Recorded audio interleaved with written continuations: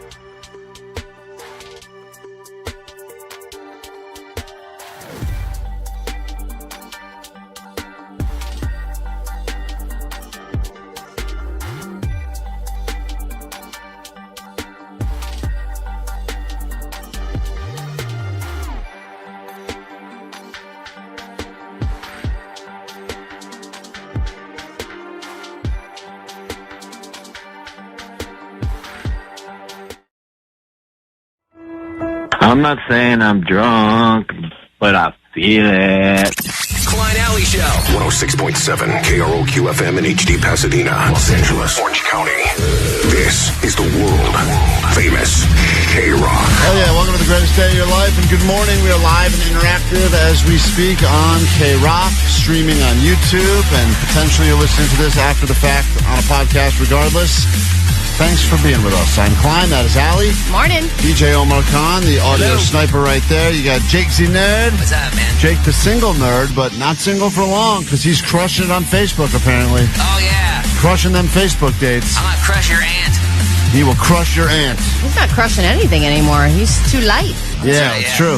Your aunt will crush Jake. Yeah. Skinny Jake. He's on Facebook. Currently looking for single people. In the back room, you got Postmaster Johnny and Vanessa taking the calls, 800-520-1067. After the show yesterday, Vanessa was officially passed out at her desk, and it was a hilarious picture. If you haven't been to the Instagram yet, I recommend you check it out. What a motivational way to start your day. All of her birthday balloons and celebration, her just hunched over her chair, taking a power siesta after drinking tequila during the show. She was a not okay volleyball. She was definitely not okay volleyball. 100%. That would be deflated volleyball. On her patent pending scale of rating, she was a Z sideways smiley face 6 or something. I was telling my wife last night, I was like, yeah, I got to try some really good tequila earlier today. And she was like, I don't know how you guys drink that early in the morning. And I was like, well, it's weird because you're doing something you do every day. You're at work. But you go, I feel a little different. I don't know what's going on. Things feel more fun. And then you just start getting hungover at like 11 or 12. Yeah, and then you just kind of zoom into the rest of your day. At like 2, you're normal again. I went through quite an experience after the show where I was definitely not drunk, but feeling it, as Vanessa likes to say. And I encountered a few people that work in the building that normally I would avoid in the halls. And you're like, hello. And I found myself having like incredible conversation with them. And I was like, these people are all great. And then that's the tequila effect. yeah, fast forward about 30 minutes, and I was like, and they came back to like finish the conversation. Yeah. I was like, oh, get out of here. No, it's like at a bar, people become more attractive, and when you're drunk at work, people become more interesting. More interesting. And then I realized there's just They're a not. bunch of boring people I try to avoid in the halls on a regular basis. We got a decent show planned for you today, believe it or not. We will give you all sorts of stuff, Monster Jam tickets in your future. Moms, we're celebrating you all week leading up to Mother's Day, and we'll be giving you the gift that you really want, which is sleep. More of them luxurious Tempur-Pedic pillows, chance to win the brand new bed, and of course the one-night getaway, spa treatment, etc. All the details coming up. If you're a mom that is sleep deprived, I recommend you find a way to feel like you're waking up, freebase some coffee, and listen to today's show so we can give you that gift of sleep. And we'll tell you everything else we have in store for you after this new song on KROQ.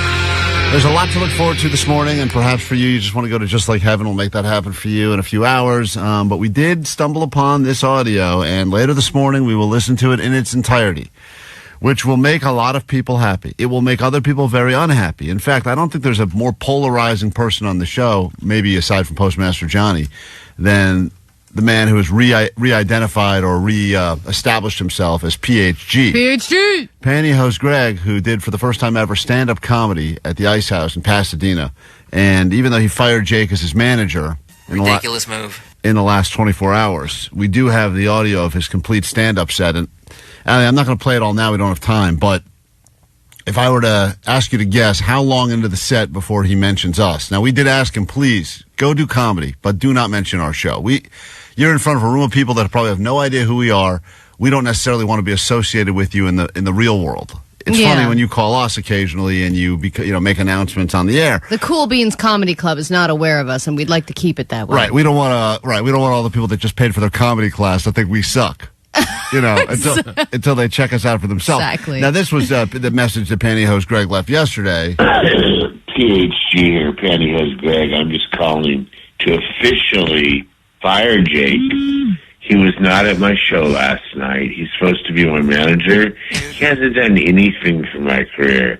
Jake, you're fired. I had a prior engagement, dude. So this is the one thing he had on the calendar all year, and he did it for himself. He actually paid to go on stage and tell jokes. He did? I guess, he because takes it was a class. part of his class. But, listen, and I get it. Sometimes people love Pantyhose Greg. Other people hate Pantyhose Greg. This guy hates him, obviously. Omar's right. Pantyhose Greg sucks, and y'all need to stop playing his voicemail. I don't think you're right I don't think you're right. By the way, Omar I love Pantyhose Greg. Yeah. I think these guys, I hate One Arm Gary. That's the guy I hate. Yeah. What? I'm his manager, too. Well, He hates half your clients, Jake. What do you think about that? rephrase that, Allie. He hates all of his clients now. It's just one. Pantyhose Greg, some people like. One Arm Gary. They're all different. This is just the beginning of his set, and I want you to take a guess. They don't mention us in the intro. They introduce him to the stage. But how quickly into his jokes does he mention he's on our show? Man, I think that he's going to bomb his first joke and then immediately out of that mention us. Like, it's our fault. Here's just a taste of what we will get into later this morning. All right, Ice House, keep it going for your next comedian, Pantyhose Greg. I love it. I'm already so happy. All right, Ice House, keep it going for your next comedian, Pantyhose Greg. If you're in the audience, already your night just got You really done. turned it into an ice house. Right, you sure did. Hey, everybody, it's Pantyhose Greg. As featured on the World Famous KROQ in the morning with Klein and Alley.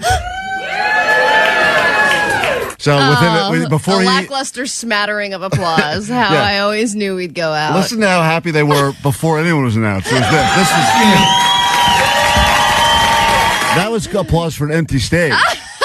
and then the applause went down when they said, and now make it up. Greg. Yeah. Oh, Greg. Less applause for Pantyhose Greg. Goes down a notch. Why did he intro himself after the intro? That's what I don't quite understand. But he left like an awkward pause before. Hey, everybody, it's let me just bring this all to a screeching halt. I think he had a hard time figuring out the microphone, to be honest.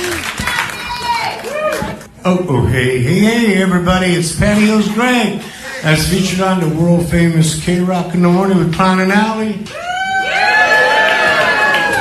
They told me not to say that. Well, we did tell you not to say that, you son of a bitch. Thank God for that one drunk woman that got the woos going. The real question is how many other times in his 3-minute set does he mention our show? No. That's the real question. So we'll get to that One later a minute?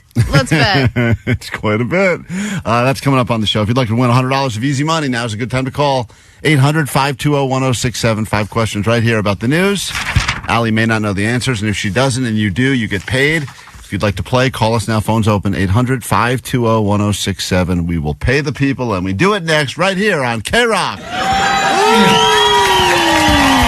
This is a KROQ at 9 noon, 3 and 6. This is Ezra from Vampire Weekend. What up, Los Angeles? This is Group Love. We just got off stage at the Just Like Heaven Festival. For your last chance to win your way in to Just Like Heaven. This Saturday, Brookside at the Rose Bowl. Over 20 bands, including...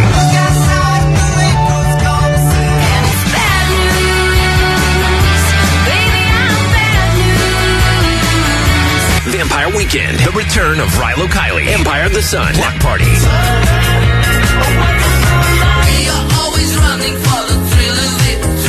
TV on the radio, Peter, Bjorn, and John, Slow Dive, Group Love, and more.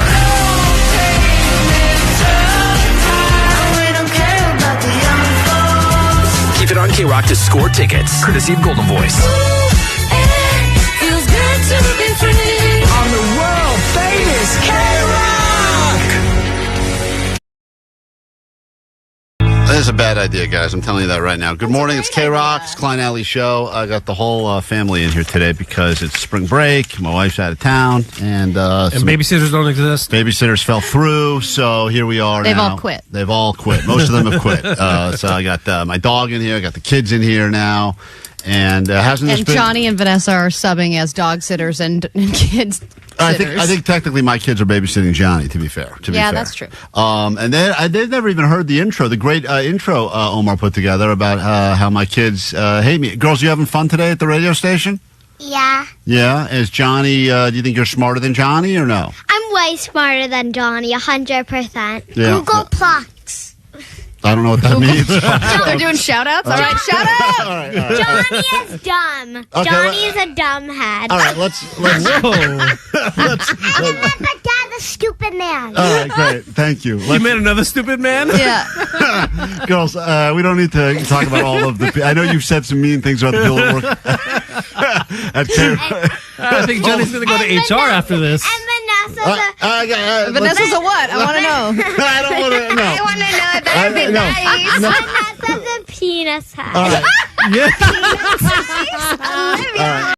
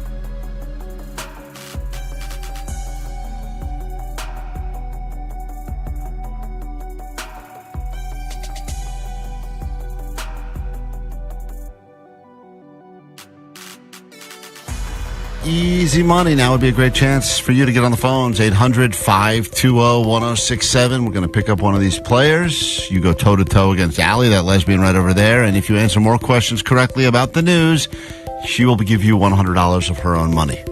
She hates doing it. I hate it. Super cheap, but she will if you beat her. And now is your chance. I double dog dare you to give us a call and win yourself the $100, the bragging rights, so that you will know for the rest of your life that you're an Allie Knows the News champion. And we will do that next right here on KROZ. Damn it, I did it too. KROQ.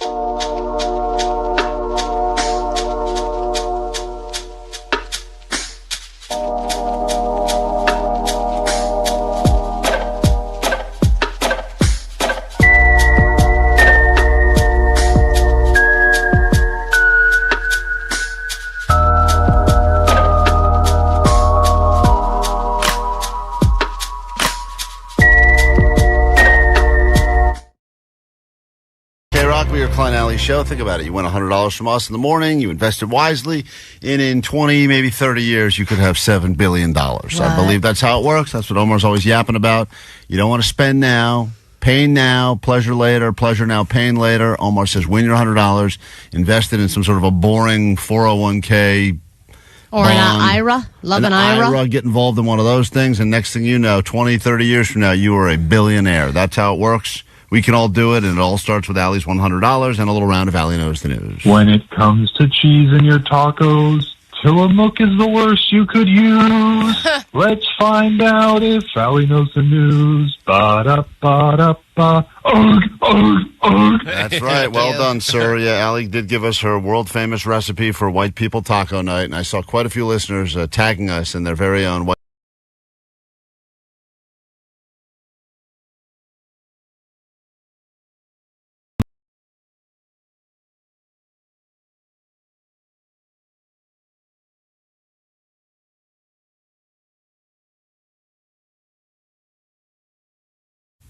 Sure, I hope so. Maybe Beautiful. it'll end up at $7 billion. $7 billion. There She's you got to go. invest it wisely. Let's go ahead and get You're Allie close. the hell out of the studio. She will sequester. If you don't believe us, you can watch us. We're streaming on YouTube right now. KROQ's YouTube. Over 100,000 people have made the decision to check out KROQ's YouTube. You can do the same. And there she goes. Out the studio, which means your round of Allie Knows the News can officially start right now. Allie knows the news. All right, an Olympic swimmer by the name of Gary Hall Jr. Lost a lot in the L.A. fires, but he recently received what? It's news today. What did he recently receive after losing everything in the L.A. fires?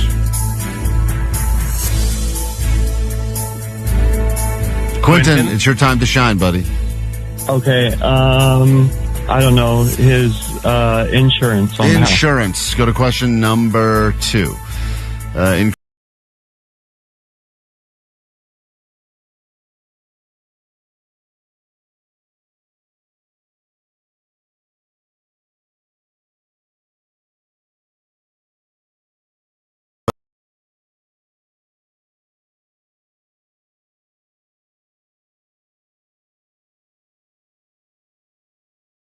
Number 4. A man crashed into this celebrity's gate while they were inside of their home. Crashed the gate, literally. Jennifer Aniston. And finally, I didn't think you had a chance to get anything right. Look at you turning it around here. It's a real rags to riches story. We go to question number 5. The NFL draft in the year 2027. They've announced the location as to where this draft will take place. Where are they moving the NFL draft to in 2027?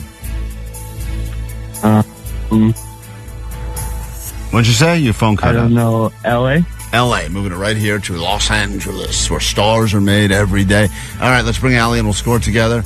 If you're listening along, think you would have done okay, or at least better than Quentin, or better than Allie, you can always join us tomorrow around this time for your shot at $100, and what I like to believe is the beginning of $7 billion. All right, Allie, here we go. Okay. Quentin, I'll be honest, didn't start strong, but he had a nice little run in the middle, so Really? you better bring your smats. Question number 1. Allie, the Olympic swimmer by the name of Gary Hall Jr. lost everything in the L.A. fires, but just recently received what?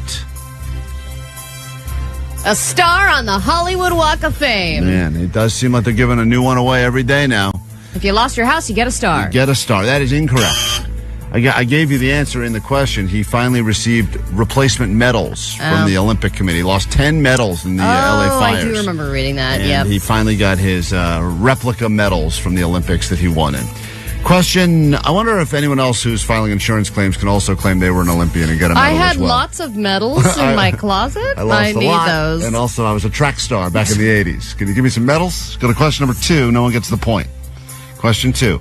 Creepy news. These were found in a SoCal Dance Studios bathroom. Yeah, cameras. He said human remains. Would have been probably less creepy, to be honest. Yeah. But yes, it was cameras, toilet cams, bathroom cams.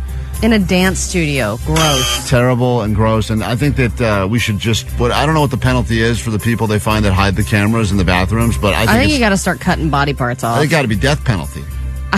Or take the eyes. Or take the eyes from the person. I think it needs to fit what the offense is. Those are Allie's peepers, baby. Or you get... No, I don't lump me in with them. Question number 3. No one. You get the point. Allie goes up 1-0. Question 3. A U.S. tourist was impaled on a metal spike in what city? On a metal spike. Singapore? Oh. Tell you what, Quentin said Rome, and the correct answer is Rome. Oh, wow. Tied it up. And now we only have 2 questions left, and we are neck and neck. Question number 4. A man crashed into this celebrity's gate while they were home. Literal gate crasher. Decided he was going to try to get in, crash right through the front gate. Vince Vaughn. Wow, you were almost close. You did. This was everywhere. It was everywhere. Yeah. Big story. Biggest story of the day.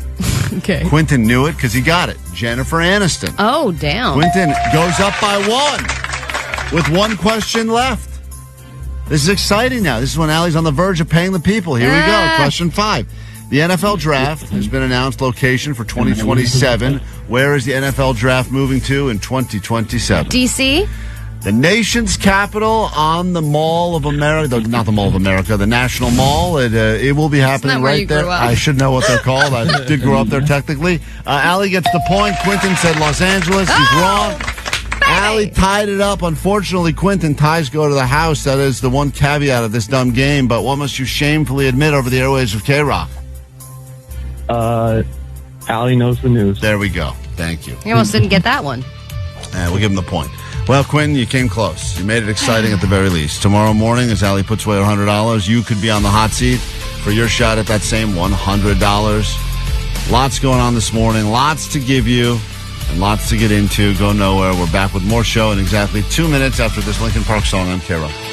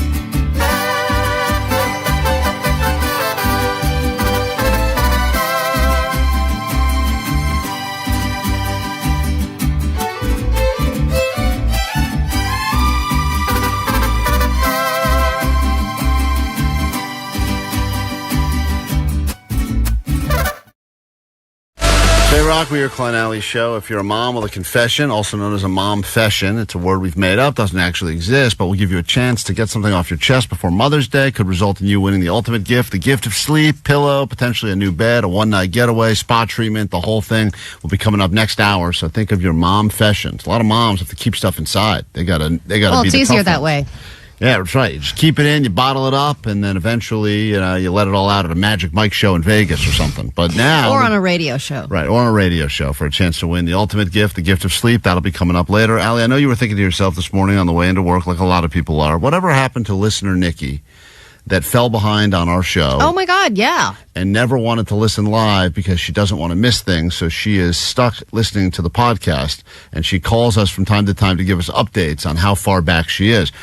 I thought she was catching up, and she was really excited when we took a week off back in, I don't know, Christmas, whatever the hell that was, because she thought she'd have an opportunity to catch up on the show. Yeah. Well, here we have an update from Nikki, listener Nikki, and for anyone else who doesn't listen to the show live, you listen on the podcast, and maybe you fall behind, you may know what this is like. I've experienced this not with a dumb radio show. I've experienced this with TV shows before. And a lot of times, somebody like you or me would just give up. Be like, I fell back too far behind. I'm never going to be able to catch up. I'll just move on with my life. Never catch. That's why, like, when people will say things like, I got in a terrible skiing accident, I broke both my legs. I think, yeah, that sucks, but also it's kind of great because in some ways you're going to be caught up. You can catch up on things. You can catch up on stuff. It's God, what would I wouldn't give to just break my legs? Break both legs. I mean, you don't want to do it, but if you did break both legs, you'd be like, great, I'll catch up on everything right now. Yeah. Right, here's Nikki, and things are not going great for her. Hi, Klein and Allie. It's Nikki D. It is, what's the date today? May 3rd. May 3rd. Happy Thanksgiving. I just oh my wrapped God. up all the Thanksgiving stuff. She's still at Thanksgiving. She's somehow fallen further and further behind, which I can't figure out because the podcast that goes with the show is, first of all, half the length of the live show because there's no music in it. And you can listen to it at, a lot of people tell us they listen to it at 1.5 speed. They speed Yeah, it but up. some people, they don't have a long enough commute, you know. Sometimes this is when traffic can really help you because you can get through a whole episode of Klein Alley Show if your traffic is bad enough and if you live far enough away. And I think she's got to take a new job farther away from her place. I'm going to pitch an idea now that I think people will think is stupid. But when you look at your Waze or your Google Maps and you see you have 6 options to get somewhere, usually people just always go with what is the fastest option. Oh, this one's green, the other one's red. Right. What if you took the worst option? you took the worst option? This is going to take me 35 minutes longer, but I have something that I've got to do anyway, or a show I enjoy. It's better for us the longer you listen. And if you're late to work because of, quote, traffic, they don't know that you could have gone a better way that was all green. You're just like, man, the 5 F'd me again. They don't know Google and Waze, but you do that, don't you? You always take the longest, most inconvenient way home. Not by choice, though. Not. I don't do that by choice. No, you do it for funsies. I think that people are I try to play a game that people are following me because it makes my drive more exciting when I pretend I'm being trailed, and then I try to lose the people Yeah, but you're also behind like, me. I feel like it's a Crescent Heights day. Some days, Some days, the weirdest Some thing. days I will say I think it's going to be a good canyon Let's day. cruise sunset. Yeah. And it's always the worst. It's always like a tree trimming day. I'm the worst. at Everyone that. else is just trying to get home. So Klein's just joyriding. Here's Nikki D, who is all the way listening currently. I know it's May whatever now, May 5th. This is a great she's walk living down memory lane. I'm like, what do we do? She's in Thanksgiving right now. And I'm into December 3rd. Oh, interesting. May 3rd, December 3rd. But I'm calling because I just heard the episode where that podcaster got mad at you guys. Remember that one? The one that called us bitch? Remember that? Yes. That When we were talking about our sleep stuff. I don't have any of those clips, but there was a podcast that Vanessa's a fan of. It's a YouTube show only, I think. And boy, they hate us because Vanessa brought them up as a good show to fall asleep to, and they got very insulted by it. Yeah, but then we resolved it. She doesn't know that, though. No, I don't think she knows we've resolved it yet. She'll learn that eventually. She'll learn that like December 15th or something. Because of the sleeper bowl thing that you guys said about her. Dude, that chick's a fucking bitch. Oh, wow. Oh, man. Now we're going to start this thing all over again. Man, I can't believe Because it. someone is 5 months behind. She's so behind on our show now that she's going to start this feud again with Vanessa's favorite podcast, The Sip or whatever it's called. Dude, that chick's a fucking bitch. And if she thinks... Let me hear that other woman's bitch, Omar. I know you have that in your sound drop. I don't know who has a better bitch back and forth because this is the woman that called us. Well, it's me, I think she was calling a bitch more than anything else. She was not happy with us. That much I know. And she lost it. Mm-hmm. I mean, she had a full-on... She got really upset. Yeah, aggression. Bitch. I think that this woman was not 5 months behind at the beginning of this. No, she was caught up. Wasn't she like a month behind? The last message we got from listener Nikki is that she was like almost caught up. She was all excited because she was 2 weeks away from catching up with the show. Okay, and now so she's just getting farther and farther back. Got it. She's back all the way to our November shows. December 3rd, she said. It's May 3rd when she left this message. She's never going to catch up. So give up. Give up because... Do we have it? I don't think we have it. I'm looking. How many bitch files do you have in there? I mean, it's unbelievable. KROQ won't pay for the software I really need. Right. Because it's thousands of dollars. So Right. I'm using this free software, and then my drop file is getting so huge that it takes me forever to find anything. No, you're the bitch. Well, she'll be caught up by the time we find it. Bitch. And if she thinks people are forced to listen to you, give her my fucking number because I'm so fucking loyal to you two crazy people that I'm like not missing an episode. Not one episode. I missed 2 weeks way back in August. This is how it all started. She missed 2 weeks of the show way back in August, and now she's in a terrible cycle of never being able to catch up. And it my whole schedule up. This has ruined her life. And now I'm on December 3rd. So I'm not forced to do that. I'm doing that because I fucking love you guys and you're hilarious and I don't want to miss a beat. I want to know all the inside jokes. I want to hear all the things that happen. I want to hear all that Johnny doesn't know. I want to hear it all. So that lady's a fucking bitch. So anyway, she's very mad at this podcaster, and now I fear this is going to start a new feud with that show again, which I really don't care about either way, but I would like to not happen. That woman's very hormonal. I can't wait for her to make like inside joke references to things that happened 5 months ago that we don't even remember. Yeah, I know. I know. It's like someone being like, making references to things that happened like 10 years ago that you're like, what are you doing? There it is, Omar. We found it. Waiting for. That was totally worth it. That was Now that we've moved on. Now that we've moved on. I don't know what podcast it was, but dude, and she just sounds like a bitch. Yeah. And Vanessa, I'm sorry, there's no excuse that she just had a baby. She's just a f***ing bitch. Anyways, love you guys.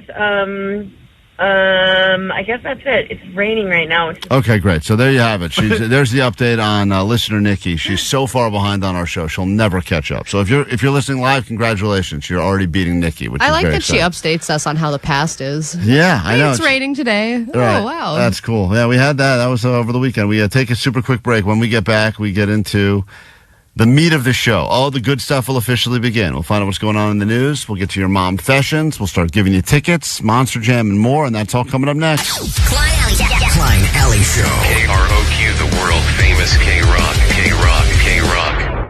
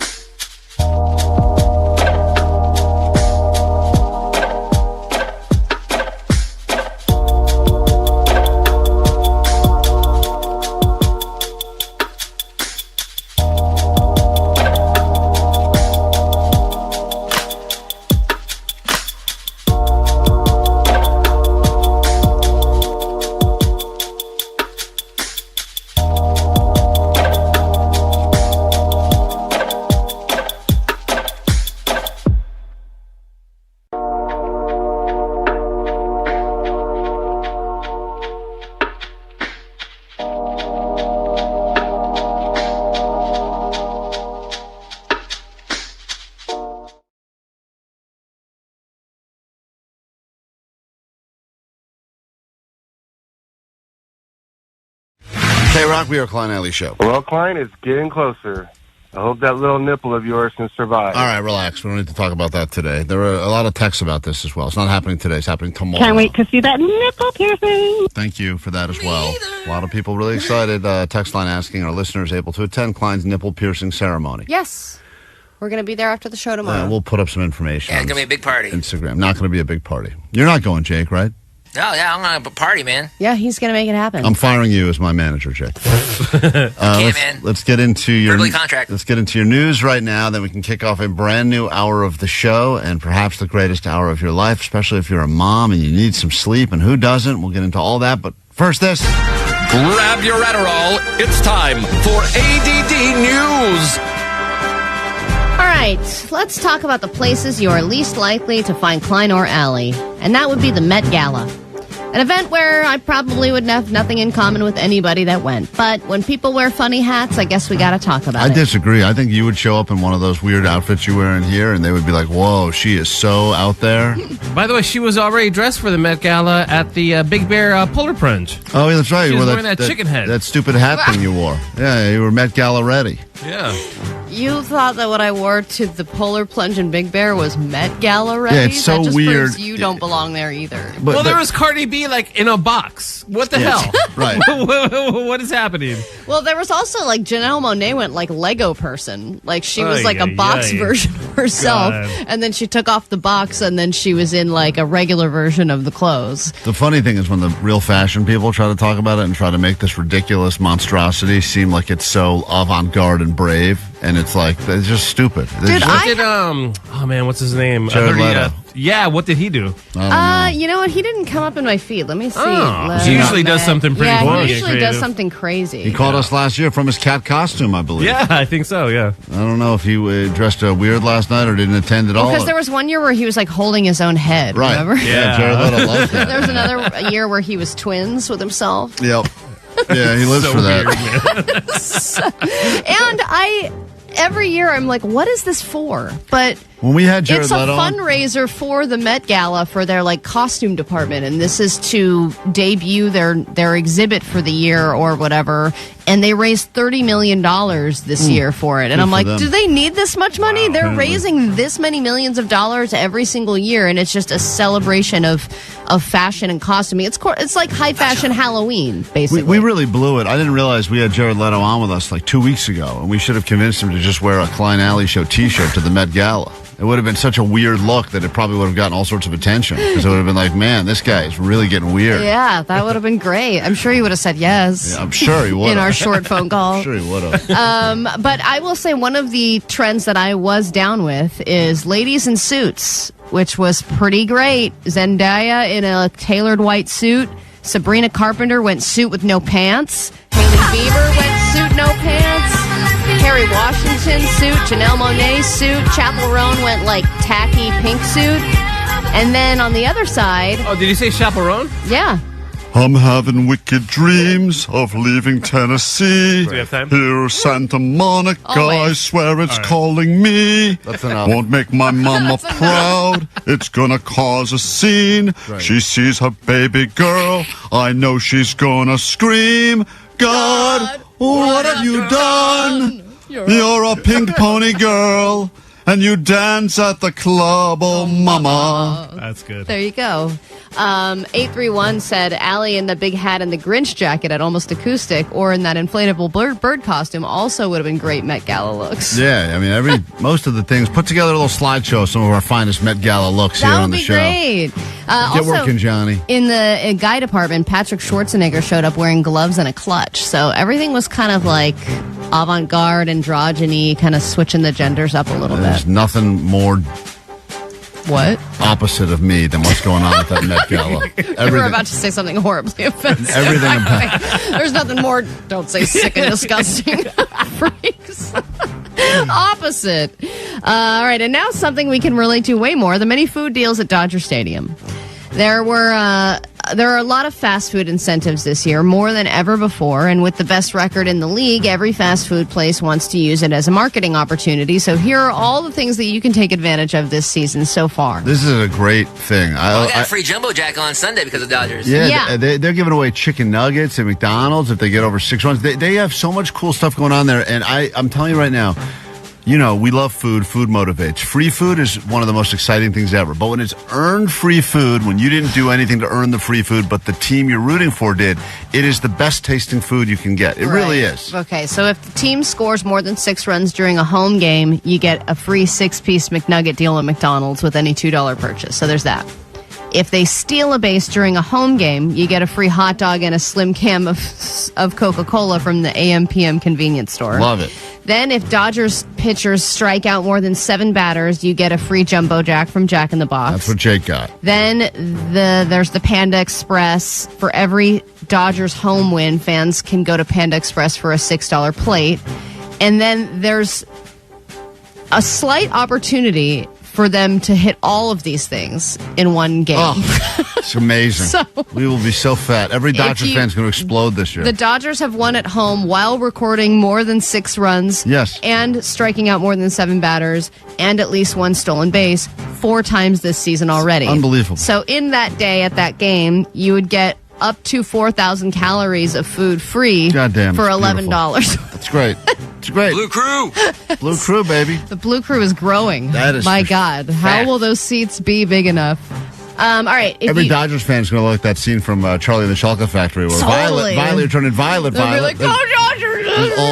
All blue and bloated and huge, constant. But I think it's a great thing, and you know what it's like to win free food. Even winning tacos at Lakers, it's the greatest thing ever. I know. The crowd erupts. I think there'll be more, too. All right, Skechers were cool when they were, and then they were kind of lame, and I think that's when the Skechers shape-ups were coming out. But then they got cool again, and now they are, 33 years later, the 3rd largest footwear company in the world, and they just sold for $9.4 billion. They started in Manhattan Beach. They're crushing it. They will now be privately owned, and the stock was going way up yesterday when the news broke, and people just can't get enough of those easy slip-on hands-free sneaks. But also all those celebrity endorsers really helped. Martha Stewart, Snoop, Doja Cat, etc. Well, there you go. Skechers. You were cool, you were lame, now you're cool again, and they're stupid rich. Local company, done right. All right, we'll get into a brand new hour of the show and start giving you stuff the second we're done with this Hosier song on KROQ. Good morning.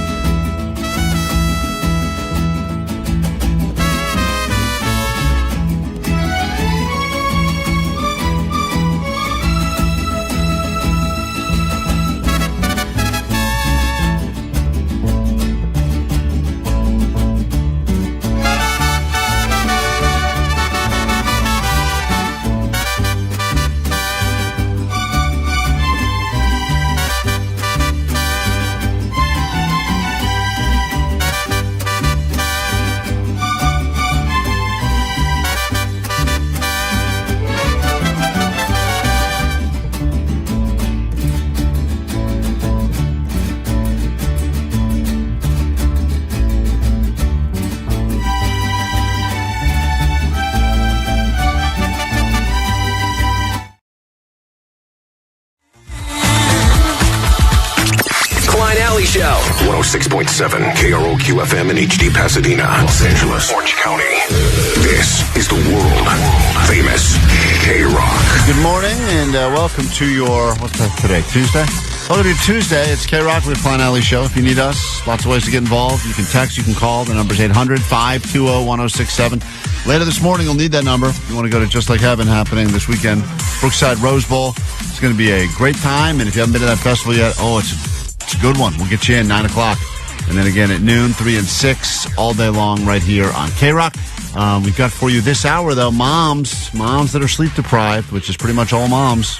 What a great tease. This hour, we have moms who are sleep deprived. If you're looking for a mom who is sleep deprived, this is the place for you. We're giving away the greatest gift that every mom wants for Mother's Day, and that is the gift of sleep. Allie's got what are those pillows? Nice, high-end, luxury Tempur-Pedic, courtesy of our friend Sit and Sleep. You'll be getting one of those today, moms, and then every mom who wins something from us this week will be on Friday eligible to get the brand new king or queen size Tempur-Pedic mattress worth upwards of $5,000 from Sit and Sleep.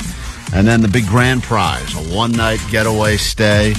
You will get the spa treatment. You will sleep by the ocean. And that really is one night of good sleep, I think, can make up for an entire year of no good sleep. I mean, just having 24 hours to yourself to recuperate and just hang out in a hotel, sleep, get a massage, put on crappy hotel TV. That sounds like paradise. Yeah, this is not to bring your kids. This is for you to go solo and just sleep. Yeah. Room service, sleep, one-night stay at Paseo Hotel and Spa in Huntington Beach, and an oceanfront room with a spa treatment at the Arna Spa. It doesn't get much better. I'm super jealous. Moms, this will be for you, and it will be this hour on the show once you share with us your mom confessions. Allie actually has a confession to share with us in just a moment that I think you're going to want to hear, because I didn't think it would happen. And I definitely didn't think it would happen this soon. Really? And I am trying to talk you out of it. You tried to talk me out of a lot of things, rightly so. Eventually you'll listen. We'll get to that next on KROQ.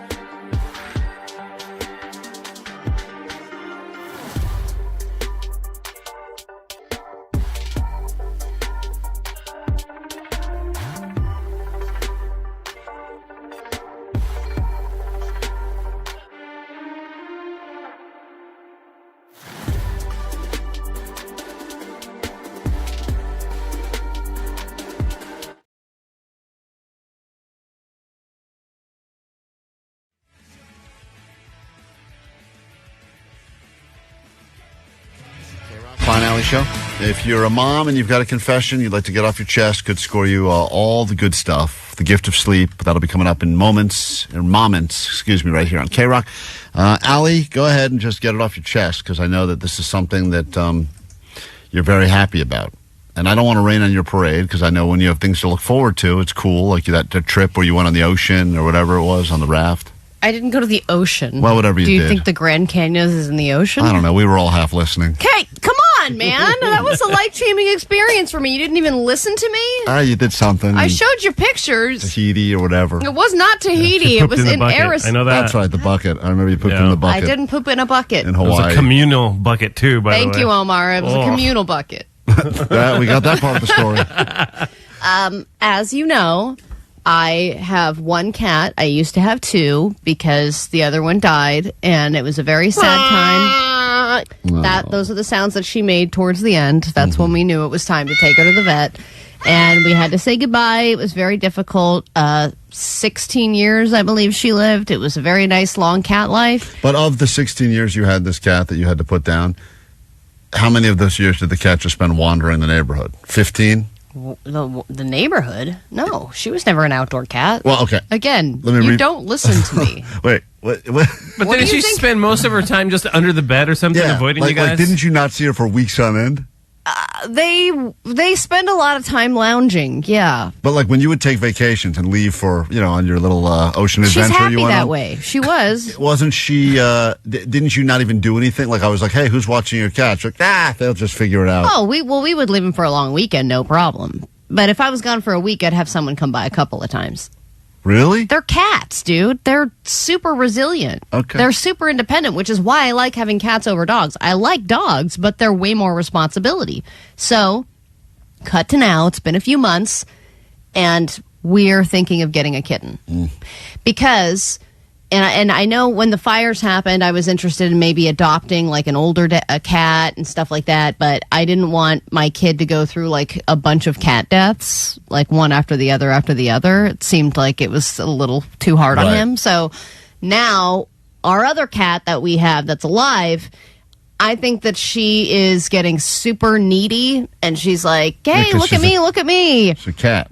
No, but she's like in the middle of the night getting the zoomies. Mind you, this cat is 15. I don't know why. I thought cats were supposed to just lay around 20 hours a day. But this cat is very, very active. And we think that, there's this 6-month period, they say, where if you don't introduce a new animal into the house within that time period, then you lose the window. Who's they say that? Animal people, animal experts. You know who it is? It's people are trying to unload more cats. Well, good news, there are a zillion cats everywhere. But the thing is, I have not tried to find or adopt a cat in 15 years. So I'm out of the game. And the game has changed. It's not like you're just stopping by a shelter and going, we'll pick up the cutest one we see.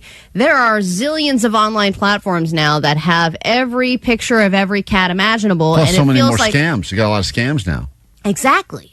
And for a cat? Yes, dude. And it's like Tinder like for cats. Nickel. They're not a nickel. I think you overpaid if you paid a nickel. You pay way too much for your cat. Not true. You get 5 cats for a nickel. No, I think if the Dodgers score over one run, you all leave with a cat. I Isn't think that how you it can works? just walk around outside and find one. They're everywhere. They are everywhere. But now I don't know how to choose because you just enter kitten, male, color. And that's the other thing is you can't go by breed because no one knows what the hell the breeds are for cats. You just go, that one looks cute. That one looks like a good color. And you see all these pictures of cats. It's just like, here's a picture of another cute kitten. Here's a picture of another cute kitten. How am I supposed to make a choice? It's funny that you would be so superficial and pick a cat just on its looks. But I want to see it in person. But I can't go to every single shelter within a 100-mile radius to meet all these cats and make the right decision. You stand outside with a can of tuna fish. They'll all come to you. Yeah, but then you don't know what you're getting. So when is this time frame going to be? Like immediate? You want to do this like quickly? Because I think that you're making a just huge No, I think we're mistake. going to do it in the next week. Really? Yeah. That quickly? Yeah. And you had no problem convincing your wife? She was the one she was going to get one the other day when she just randomly stopped by Petco. Oh, my God. She was like, I'm getting this cat. I was like, no, stop. This has been happening multiple times. This is the problem is that, you right now you're sitting here you're able to make fun of crazy cat people from where you're sitting because you're not one of them yet. But two's not crazy. Three is getting... Two's not crazy, but then you realize this cat you adopt is pregnant and then it shoots out a litter. It's a kitten. How can it be pregnant? I don't know. Yeah, they all get fixed. Yeah. But what happens is, this happened to my sister. Her cat died, and she got a kitten, and then 2 months later, she got another kitten. Yeah. Yeah, because you're going to say he's 3 cat lady now. You're going to say, and But once sometimes the kittens are bonded Yeah, but because they're like sisters. That's my so point. You have to adopt both of them. It is a slippery ass slope, and you are sliding down now. You're a 1 cat person. You're weird enough as is with 1 cat. 626 has kittens. They have 2 free kittens. Our Hold on. brewery cat had kittens, and they're the cutest. Come get one. Hold on 1 second. Hold on. Angelo, you're on KROQ. Good morning. Hey, Klein, sweet tips. So Sweet tips. I recently went through a similar situation. I'm not the cat person. My girlfriend is, just clarifying that. But when we adopted through the shelter, they wanted to come and inspect our home and do all of these steps. And we did it, and we ultimately adopted our current kitten.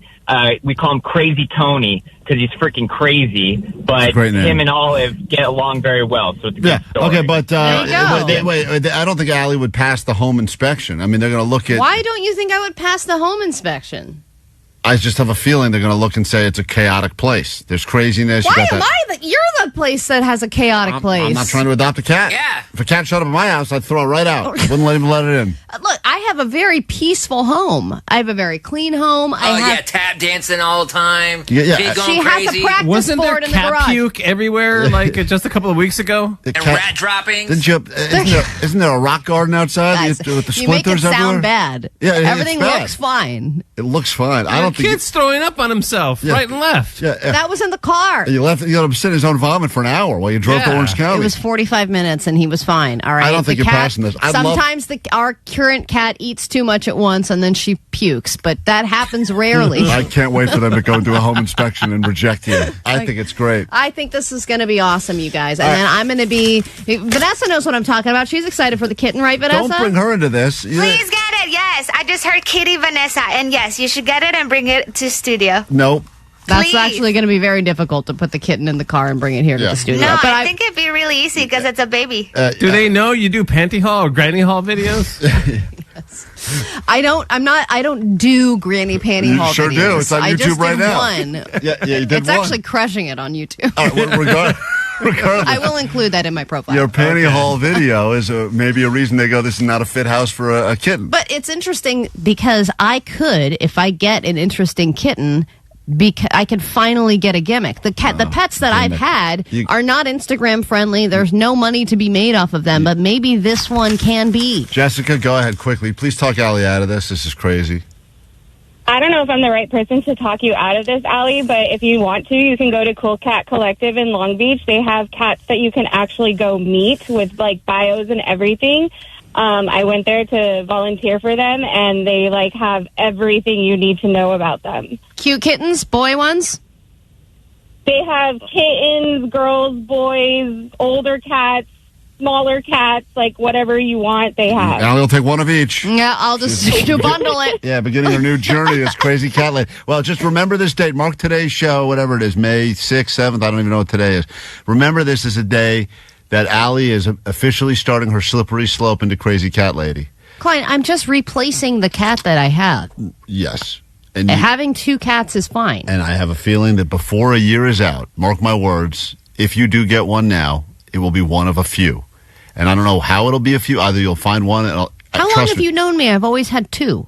You're right, but but I'm telling you right now, you're going to get this one. It's going to be bonded, like they said. They're going to try to get you a BOGO situation, or you're going to say, "Oh, this one is salt, but it's brother's pepper." I don't want to be cute.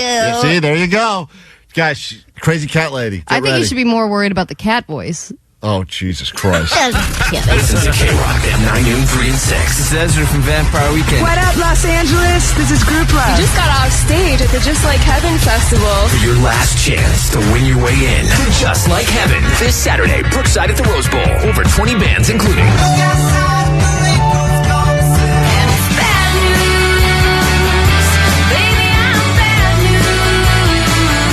Vampire Weekend, the return of Rilo Kiley, Empire of the Sun, Block Party.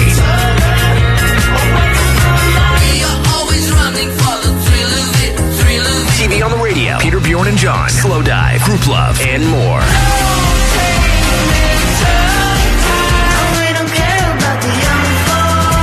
Keep it on KROQ to score tickets, courtesy of Golden Voice. On the world famous KROQ. If you're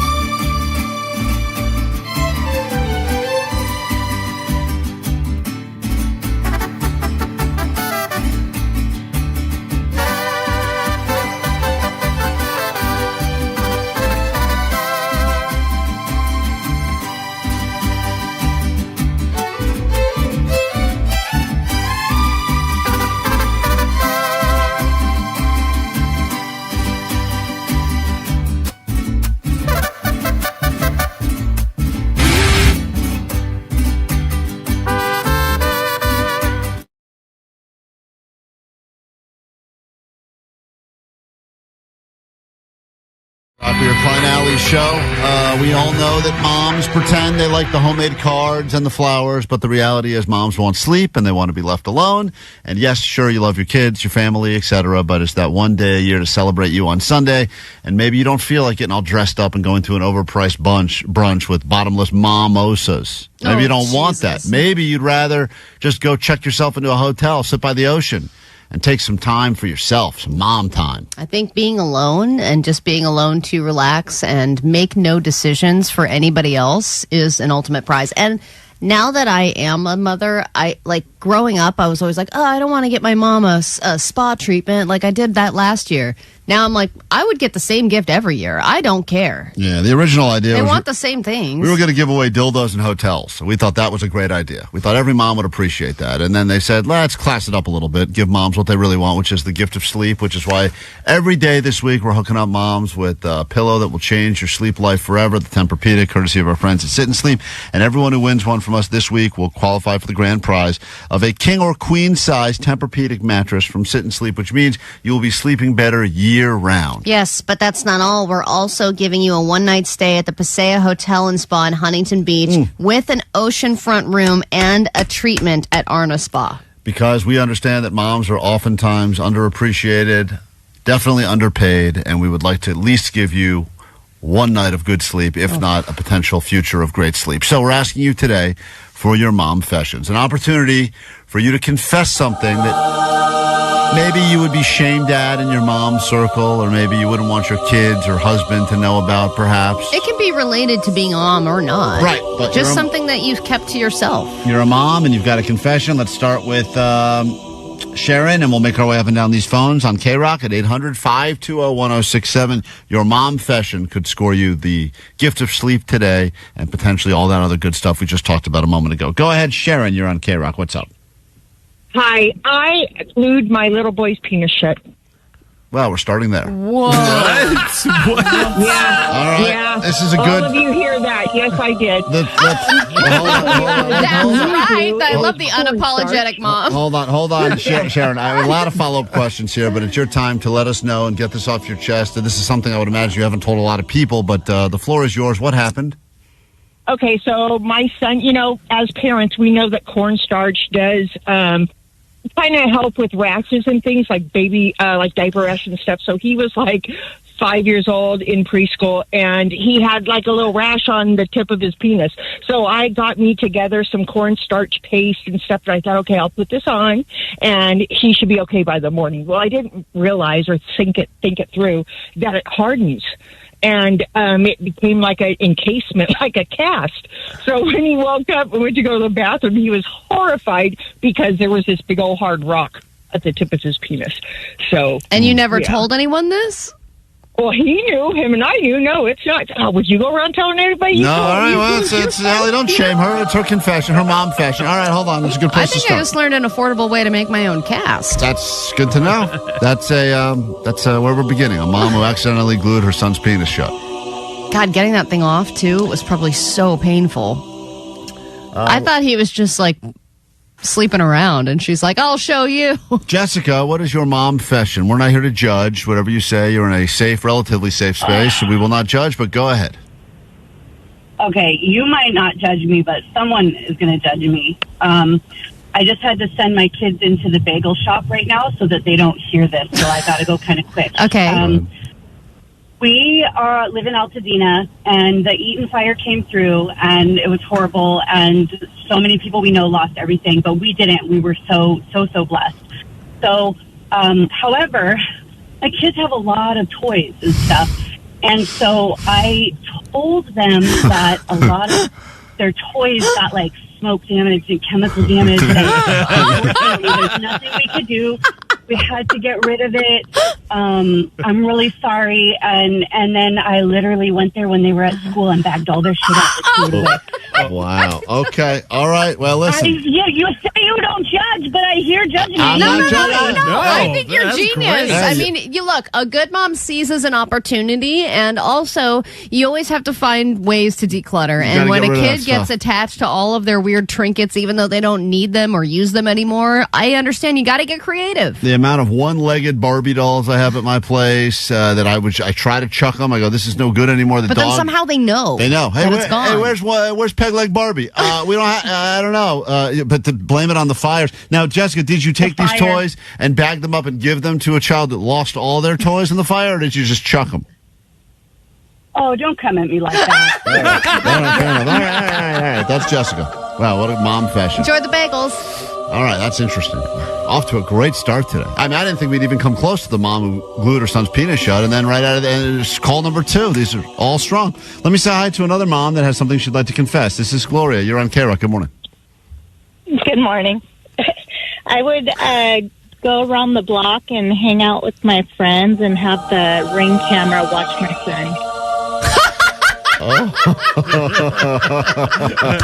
I just watch him through my phone. Okay, so your way of babysitting was you would leave. You had a friend that lived a block away or blocks away. Yeah, 1 block away. Right. Okay, Around the block. and how old was your kid when you were doing this? It was like turning 8, around 7, 8. Mm-hmm. And the Ring, this was the doorbell. You'd make them play on the front steps so you keep an eye on them, or you had I'll a do the indoor one. Ring camera in the house as well. But it was a camera, the indoor Right. camera. And you decide. And what were you doing with your friend when you were hanging out? Oh, we would have drinks. Yeah. It was a few friends. And what was he sleeping during? Was your kid sleeping during this time, or just like playing open? Watching TV. Oh, Okay, fair enough. All I right. had him in my room Right. while he was watching TV. Yeah, Yeah. And what was he watching? Like Breaking Bad or something? Or? probably. Okay. and all he right. thought you were home the whole time. Oh, hold on. Where is she? Oh, she's back at her friend's house. Hold on. Gloria, sorry. Yeah, were you? Allie's question is: Did he know you were? Did he know you were gone? Like you said, I'm going to go. Or were you like, I'm going to go take a rest in my room? Like, did he think you were home or not? I'm not sure. Yeah. Okay. All right. Fair enough. I don't care. Right. Okay. These are mom fashions on KROQ as we get ready for Mother's Day. No judgment here. You glue your son's penis this shut. is great. You claim that your kid's toys all burned up in the fires because you didn't want them to have toys, or you leave the Ring doorbell watching your kid while you go out and drink with your Sounds friend. bad when you repeat it, Klein, but I understand. Right. Everyone gets it, and no one understands this more than other moms. Because I bet you other moms go, done all, or would do all. Yeah, or have thought about doing it. Where do we go next? Let's say hi to Crystal on KROQ. Good morning, Crystal. You're on Mom Fashions. What's up? Good morning, Klein and Natalie. Hi. Yes, so my son, he hates haircuts. Actually took him to get a haircut when he was 3, had to hold him down, and he peed all over himself and me. And I panicked, and I told the haircut person, I'm like, oh, I'm sorry, it's his first haircut. Total lie. Yeah. Sometimes they give you, I don't know why it's so traumatic for kids, but they give you, like, the people that are cutting the hair, they are a little bit sweeter when you say it's the first haircut. Oh, but the really? reality is, But then when the kid's like 7, you can't be like, it's his first haircut. Right. When he has, like, not long covered hair. in your own urine. Savannah on KROQ, go ahead. Hi. So 2 years ago for Thanksgiving, we're getting ready. I have a big family. I have a lot of kids. We're getting ready to go meet our family, and my stepdaughter comes in, and she's like, my ears are ringing. I don't feel good. And we're like, no, you're fine. We got to go. Like, shut up, basically. And she keeps coming in. She's like, no, I really don't feel good. Something's wrong. My ears are ringing. And we're like, did you eat something? What did you do? What have you been doing? Because I'm getting ready. She goes, no. And we're like, are you sure? She admits to taking a bite of an edible Nerds Rope weed edible, basically, that was left in our kitchen. And she was extremely high and basically got sick and threw up. But it's a good mom fashion right there. And the problem is all these edibles now, they're getting closer. I mean, they look like candy all the time. Dude, if you're edible a kid, nerd ropes? if you see an Amazing. unattended nerd rope on the counter, any You child, are seizing that opportunity. child's going to go to town on that, and then it happens to be one of the weed ones, which is dangerous. Alexandra, I'll give you the final word here. I mean, there's a lot here, a lot of mom fashions. They're all over the place. Alexandra, what happened to you, Alexandra? Hi. Hey, it's Alejandra. But I totally dropped a TV on my 6-month-old son. Cool. It was really bad. I never told my husband, but it gets worse. My daughter went to school and told a friend.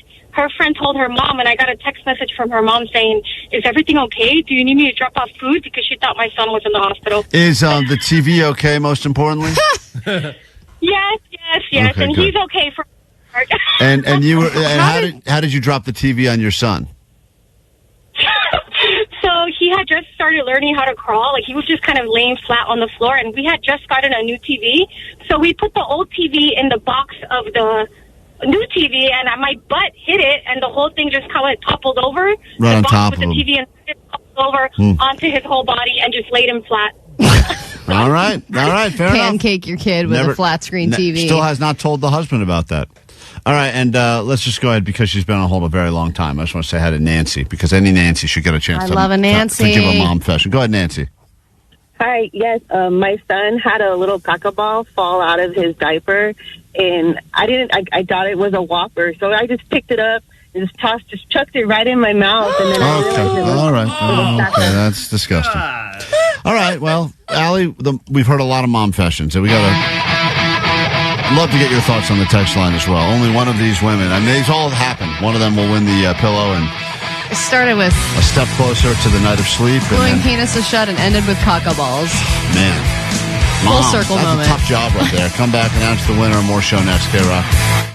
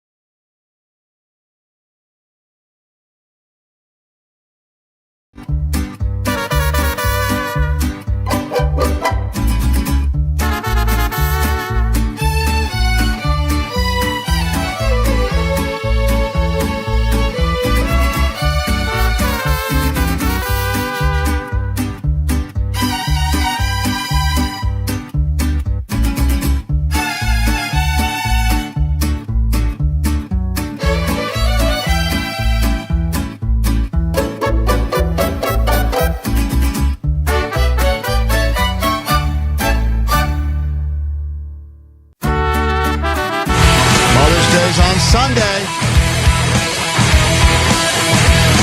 Every day giving you more chances to win the ultimate gift, the gift of sleep. Everyone could use a little more sleep, especially moms. And Allie, we've already heard some great stories, and we have to pick a winner in a moment. I think we all have agreed off the air, and the text line agrees. But I quickly just wanted to let a few more people get their mom fashions on KROQ because they're just so good. Melanie, go ahead.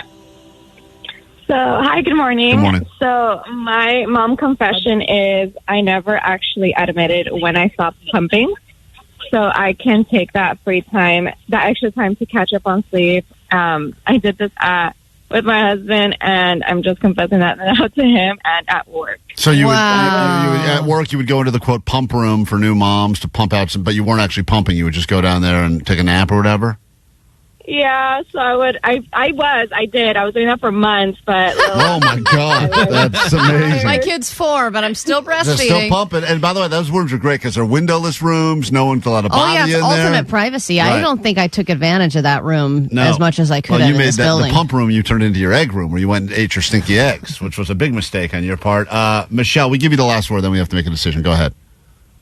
Okay, so when my firstborn, was just a baby, I was going out to meet my mom for lunch, and I got to the restaurant, and I opened the back door, and I had left him at home on the sofa in his car seat by accident. All right, well, he's in a car seat. It's only so that's fine. That happens. Mommy brain, right?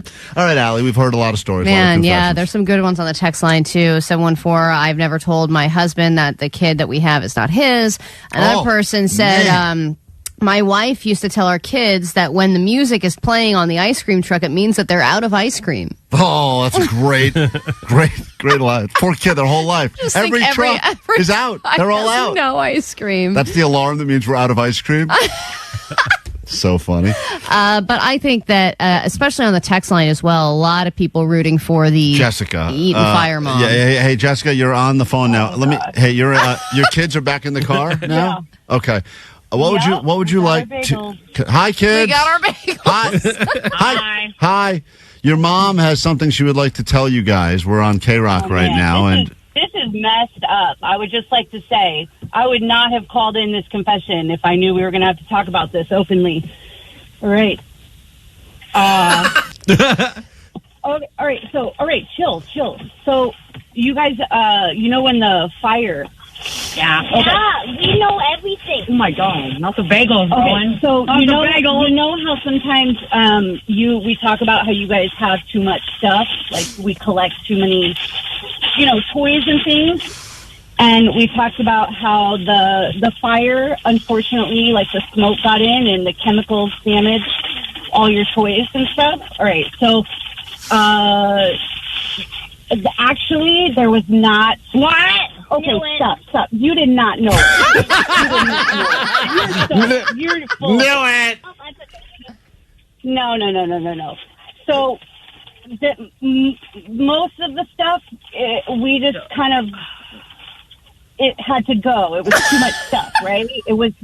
I knew it. You get it? You feel me? Like I predicted it. You did not predict it. You're full. Mom, they got me the the wrong bagel. Oh. Okay.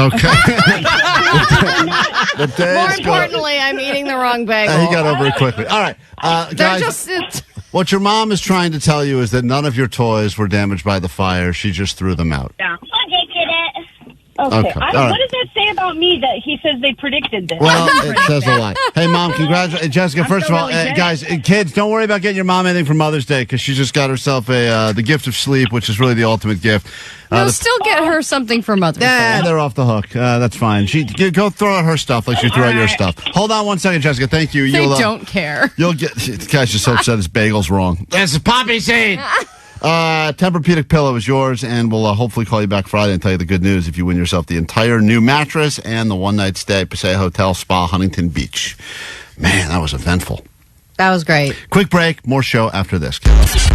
We love being followed by strangers. Yeah. Follow us at Klein Alley Show on Instagram, TikTok, and tell your aunt to follow us on Facebook. KROQ.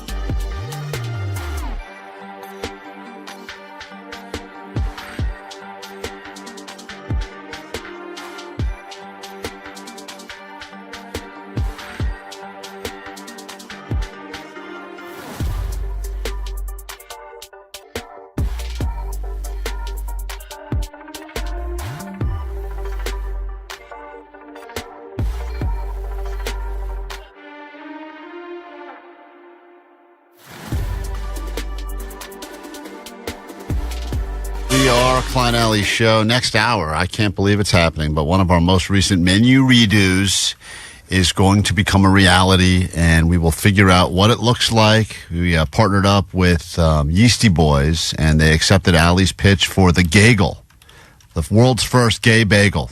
A bigger hole, same bagel. 2 tops, 2 bottoms, you pick. You pick. Interactive, interchangeable tops and bottoms, and I think we don't judge your choices. The Gaggle would be a better name for it. Yeah, absolutely. But we're calling it the Gaggle for now, and they went with that over my great idea for the Biggle, an even bigger bagel. But regardless, we're going to see what that looks like in person. If you want to see, we're streaming on YouTube as well. Klein Alley Show. Let's get to your news.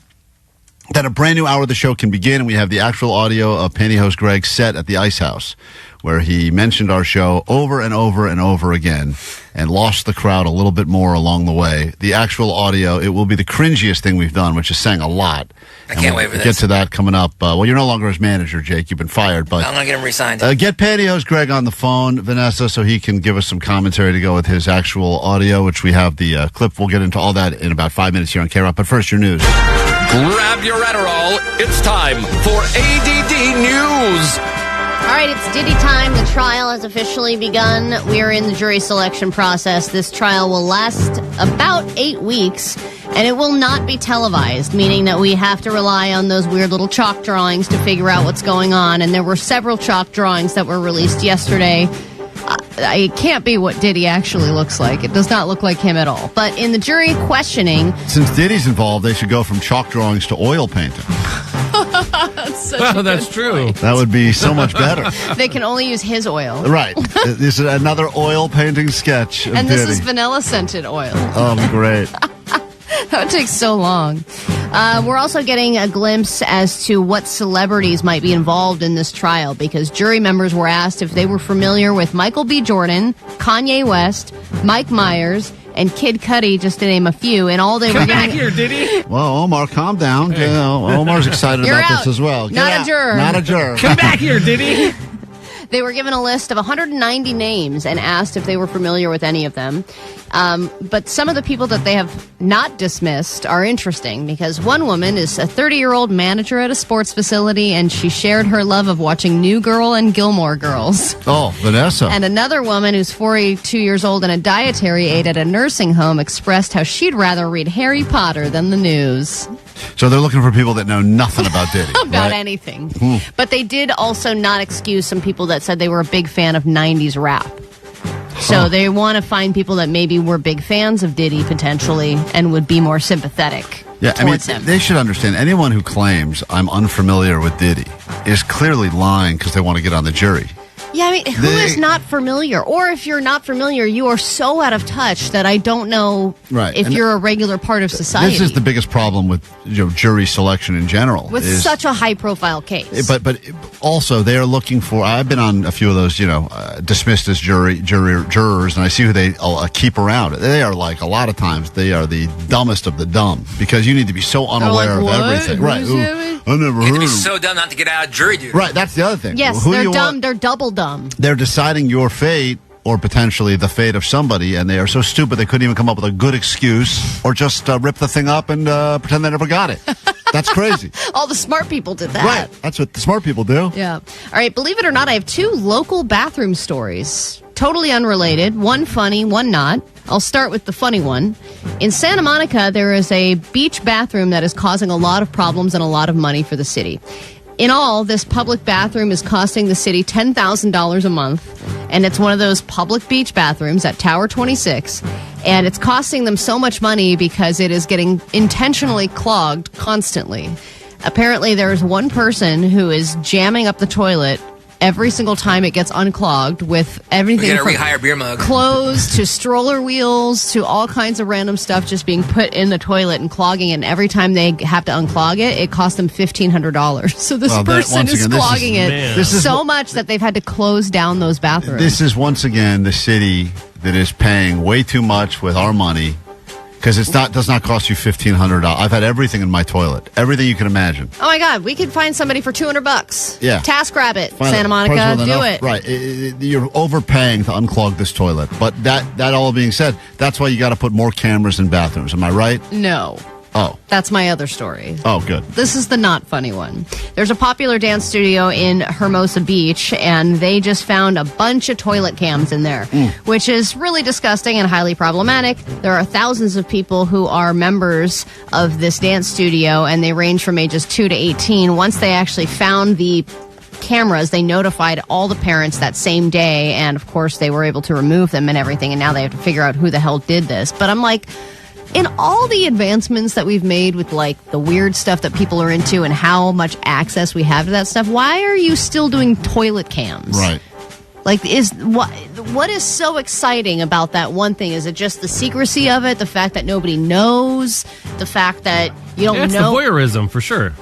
Yeah, but can't you get that effect without doing this? The answer is you could. It's also the illegal, like, you know, They're getting away with something. Yeah. You know, it's dangerous. It's all that stuff. Oh, you guys have a lot of reasons, huh? I don't personally have any reasons. I think it's disgusting, but I understand why they do it. I get it. You know, to each their own. Right? No, I think it's a terrible thing. These people should all be. At times, if you get caught hiding a camera, especially children, you should have your eyeballs taken from you. That should be the new rule. Just go ahead and sew the eyes shut. And how did it get in there in the first place? Like, is it somebody who is loosely related? Be an An act of God. How do you think? No, I know how somebody put it in there, but I'm wondering if it's just a random person off the street who went in there and did it, or if it's like a parent or a brother of a parent. You know what I mean? Like, how did that person get into the bathroom to put those devices in? I feel like there's a lot more story there. Yeah, they're not too strict because, my girls were in dance for years, and anybody off can the walk street in can there. walk in. Right. Yeah.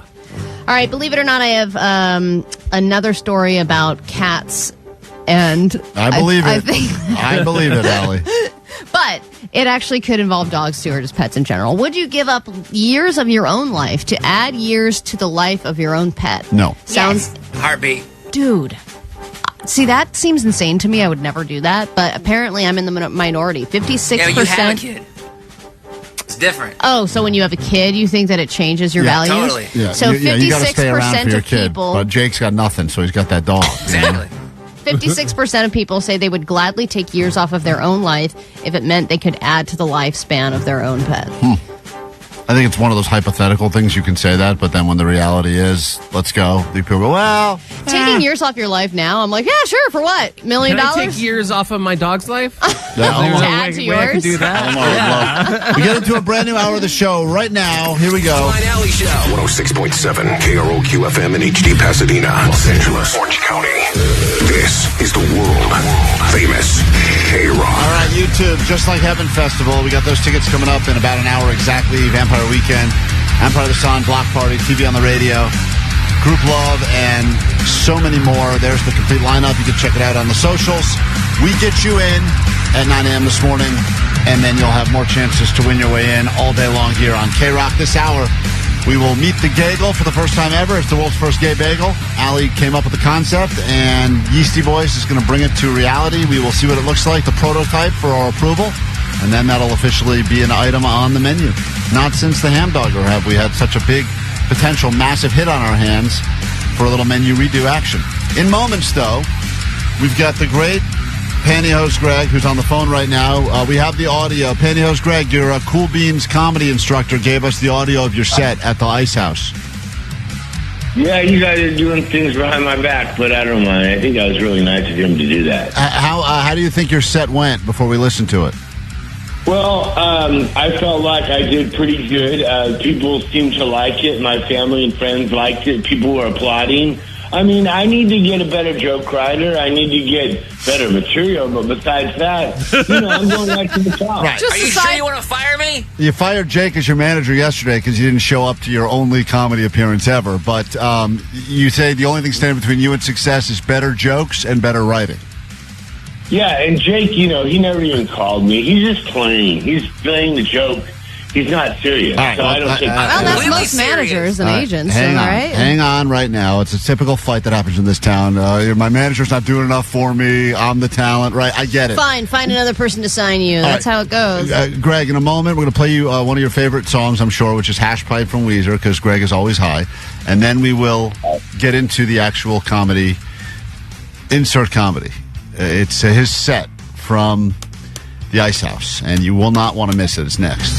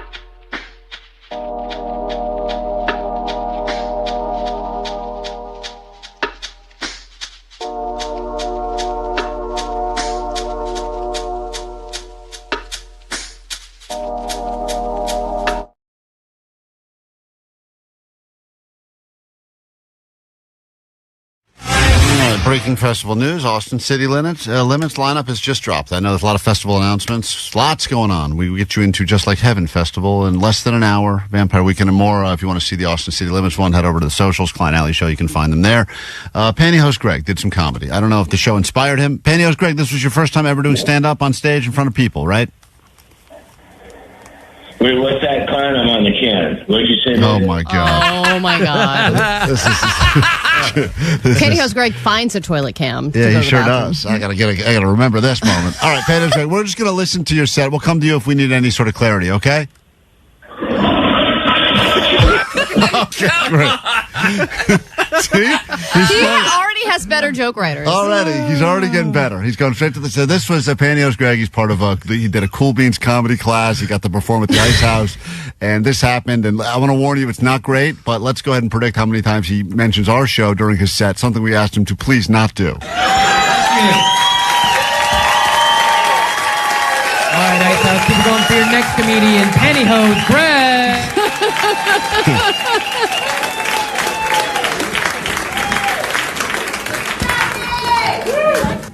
Hey, everybody, it's Pantyhose Greg, as featured on the World Famous KROQ in the Morning with Klein and Alley.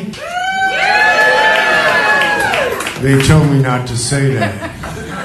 I mean, they have like a love-hate relation to me. Everybody listen to the KROQ. So he's already, it's crazy. I thought he's losing him quick. He already lost him. And it's a supportive crowd, because I believe most of the crowd, if I'm not mistaken, is all friends and family of the students. Dude, no one's buying a ticket to see Pantyhose Greg. No, I mean, this is the class performance, I would imagine, for the Cool Beans Right. comedy. It's like the graduation. Yeah. Right. It's like when my kids sing We Are the World or something like that. Yeah, and this is an environment where you're absolutely right. Everyone is super supportive because this is a hard, nerve-wracking thing to do for a new stand-up, and you want all the help and love you can get. Pantyhose Greg, how many people were in the crowd? There's probably about 170. Okay, because it doesn't sound like it pretty soon here when you start telling the jokes. But well, let's take a listen. And, of course, we root for you. And I think it's great that you're... Listen, you can say what you want to about Pantyhose Greg. A lot of people wouldn't even have the balls to get up on stage and do this in front of people. So I'm already impressed that you did this, Pantyhose Greg. But now let's listen to the material. Everybody listen to the KROQ in the morning? Bull, you don't. So he... Well, that's a nice promotion for us. Feels really good.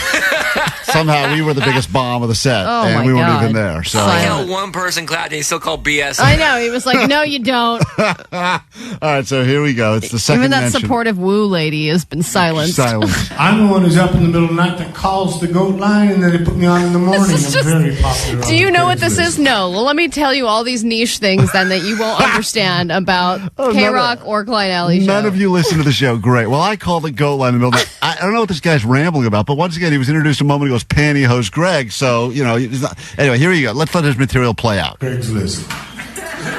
Well, wait a minute. I'm Pantyhose Greg. How did I get my name? They had a contest. Guess your fetish, right? They thought they had me. They're like, you're a pantyhose sniffer guy. I'm like, no, I'm not. I'm a pantyhose wearing guy. Hello. Hello. Is this thing on? Well, hello. So he's now into the third mention of the show. He's mentioned the goat line, and then he's mentioned Bet Your Fit. I don't think he's moved away from the show. This entire set has been about being on our show, which I don't think is fertile ground for a stand-up. Oh, well, set. even Jake, he's been doing stand-up for a while. I don't mention it at all. He knows not to mention our show. Yeah, and Jake's actually on the show every day, but he knows that's just... And it's a crowd killer.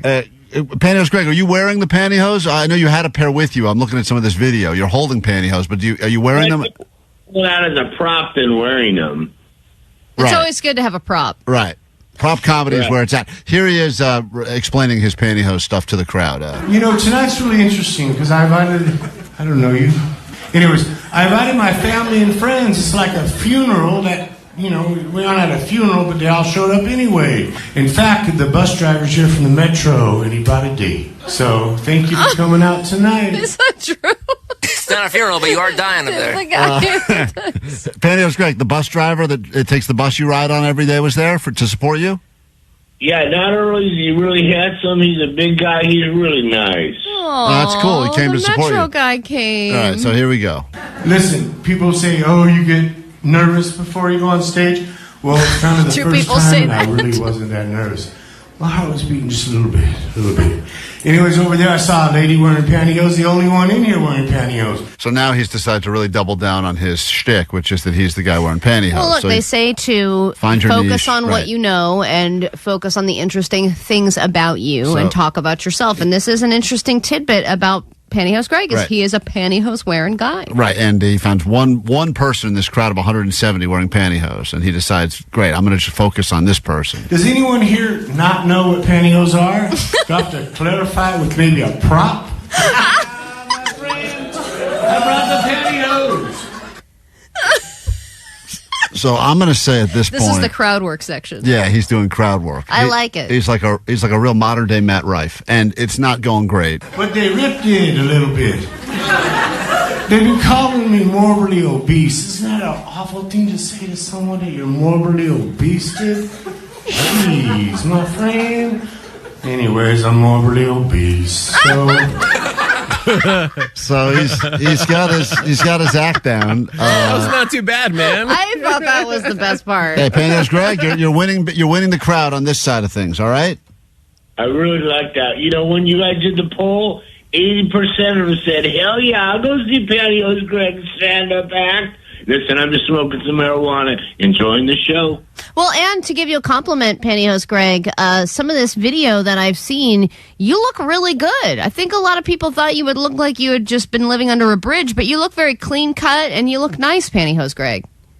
Thanks, because you said I look displaced, and I've been looking it up and all kinds. Did I say that? You did say you look displaced. Did he say I need to look it up? Hey, hold on. I had to look up what that meant. Is that a compliment or not? All right, hold on. We have 2 minutes left of the stand-up, and he's going to talk about his living situation. Let's let this play out. Here I am doing comedy about pantyhose on a Sunday night in Pasadena at where we at? The Comedy Club, the Ice House, which they got it wrong. 65 years, bro. What up? What up? Fix it. Anyways. Any marijuana connoisseurs here? You guys partake? Anybody gonna help me out afterwards? Oh, someone almost clapped. Jesus. You got a The half person was clap. like, should I? No, I'm not. I mean, everyone there's probably smoking weed just to get through this, but Anyways, I do live with 5 Chinese peoples. now this is where he gets Great very segue. edgy with his material. He does. No one reacts to any marijuana user, so he switches to his living situation, which is true. No, serious, they're all Chinese, and they're like, you eat so much food, and none of them are fat except me. Morbidly obese Greg, walking around with his pantyhose on. So he's bringing back the fact he's morbidly obese. And he's doing impressions, which I love. Right, good stuff right there. I hope I make it as a comedian, because if I do, I'm going to help the people. I'm going to go out there. I'm going to get on the bus, the metro. It's not the RT. That's what they called it in the 80s. Get up to date. Anyways, on the... hold on a second. I'm still holding the pantyhose. I'm going to put it in my pocket. I might give these away at the end of the show. Oh, right. Anyway, so... I ride the bus, and I found myself the Metro card, the tap card. Now I just tap, tap, tap, go across town. I might even go to the beach on the bus. Yeah. All right, So- now he's just talking about his day. Yeah, what the hell? Pantyhose Greg, when you thought of this material for the stage, did you Where's have the a punchline, or you just thought it'll come to you in the moment? I was just half-baked at the moment. Now I'm fully baked. Right, but on stage, you thought this would go somewhere. Honey, it's taking me to the top, Klein. I'm going to forget you in the future. Okay, hey, I've been your biggest supporter from the beginning. I see 1,000 text messages a day say no longer cut it out with this Pantyhose Greg guy. And Pantyhose Greg, you say that when you become big and famous, you want to help the people. Don't forget about the people that gave you some airtime and gave you some love here at KROQ. Oh, I was just kidding. You know, Klein, I consider one of my best friends. Well, let's not go crazy, dude. I don't know if that's both. Here is his big closer, guys. I might even wear my pantyhose. Yeah, enough about pantyhose. Anyways, I got what I'm doing tonight. Tomorrow on the Klein and Alley show, I'm on at 6 a.m. I'm going to announce it, so I do this. This is like the last thing we giving want. time codes we now for really, when he we saw really don't want this or need this, but thank you for all the promotion. I call it like at 2:30. I'm up all night, large prostate. It happens. He's got like a lot of medical issues we're learning about. Anyways, a large prostate. I'm up, so I call him up, good morning. morning. It's Monday, and you're listening to the Klein and Alley Show. And this is Pantyhose Greg. It's kind of cold out there, so if you got a pair of pantyhose, put them on now. You know, that kind of thing. So, very, very popular. I'm very I mean, this is a great promotion for our show. And this is his big closer. Not only on the Craigslist, but on the KROQ. So when you wear pantyhose, you might want to shave your legs, gentlemen, okay? Because it feels a hell lot better when the legs are shaved, and the toes look really good if you get the pedicure. You get them painted red. I still don't know you. Anyways, the light in the back blinks when you're done. You know, that light has been blinking. That light in the back blinks when you're done. They have been trying to get him off that stage since he started, and that light has gotten so aggressive. We're going to post some of this footage, video that goes with it, up on our socials, Klein Alley Show. We got to take a break. And we got this footage, even though they were going to charge Pantyhose Greg $200 for it. So Pantyhose Greg, we'll sell this to you for $300. All right. That guy knows comedy. Hey, quick break. When we come back, we're gonna all meet the Gagel. It's Allie's contribution to the world of food, courtesy of Yeasty Boys Bagels. They'll bring it in to unveil it to us all next on KROQ. Listen to KROQ at 9, noon, 3, and 6. This is Ezra from Vampire Weekend. What up, Los Angeles? This is Group Love. You just got off stage at the Just Like Heaven festival. For your last chance to win your way in to Just Like Heaven. This Saturday, Brookside at the Rose Bowl. Over 20 bands, including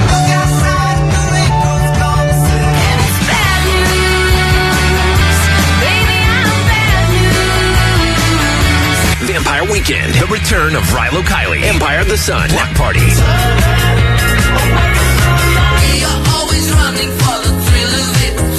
TV on the radio, Peter, Bjorn, and John, Slow Dive, Group Love, and more.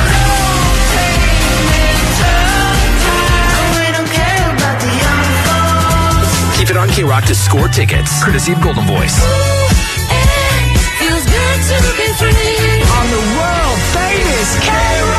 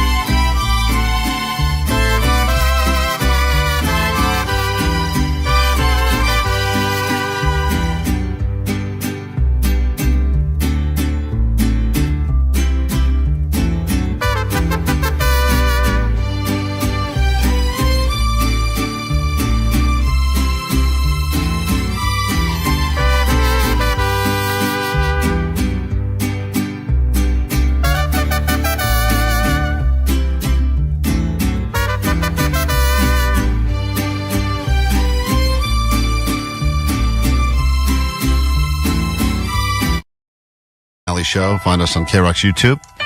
Going to unveil what I believe will be the greatest contribution to the bagel since the invention of cream cheese. Menu redo next on KROQ.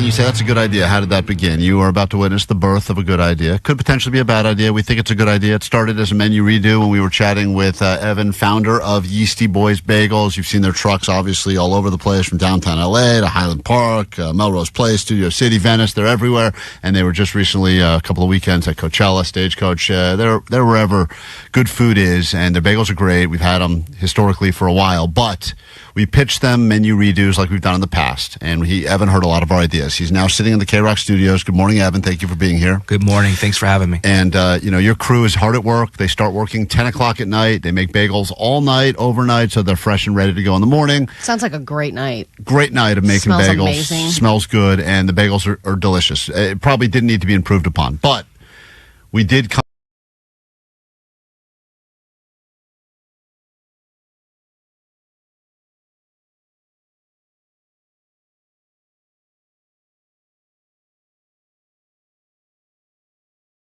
He went Sounds with racist. It's not racist. A great idea for a bigger bagel. But he did go with my idea, which was the gagel. And it is something that you kind of have imagined before, right, Evan? 100%. I've putzed around with stuff, but I really like that you kind of we're now just it's happening now. You know what I mean? Yeah. You had to bring it back. I gave you that nudge. You had to bring it exactly. back to the lab and figure out if this was something that you could do, because a lot of our ideas that we've brought to restaurants, they go, it's funny, but there's no way this is sustainable. We could not possibly do this. It would. Allie pitched one of her dumbest pitches ever, I believe, was when you tried to convince, I think it was Pink's Hot Dogs, to start serving hot dogs on croissants, and they're like, that's not going to happen. We don't make croissants here. It would completely that was ruin when our I was business. green. I Right. still didn't really know. But here we go with an actual idea. And in front of us right now, we have the first prototypes of the gagel. And the gagel is mix and match tops and bottoms, because as I was growing up, I was told, hey, this is the right top for me. This is the right bottom. This is how everything should be. And then when I grew up, I said, why does it have to be this way? Maybe I feel like a sesame. Maybe I feel like a poppy seed. You can have whatever you want, whenever you want. And that's why It's they came up with the everything bagel, for the indecisive community that says, I don't know what I feel like, I'll just get everything. But maybe you want to go the next level, and you do feel like half of a savory bagel, half a sweet bagel. Yeah. I always feel like that. You know what I mean? Like I want a little sweet, little salty, little savory. Like why not? Sexuality can be fluid. Why can't your food and bagel choices? Why do you have to identify as just a plain bagel person? Yeah, exactly. You can be everything. So Allie came up. Now, will you be keeping the name, Evan, the gagel? Because I know that's something that could be controversial.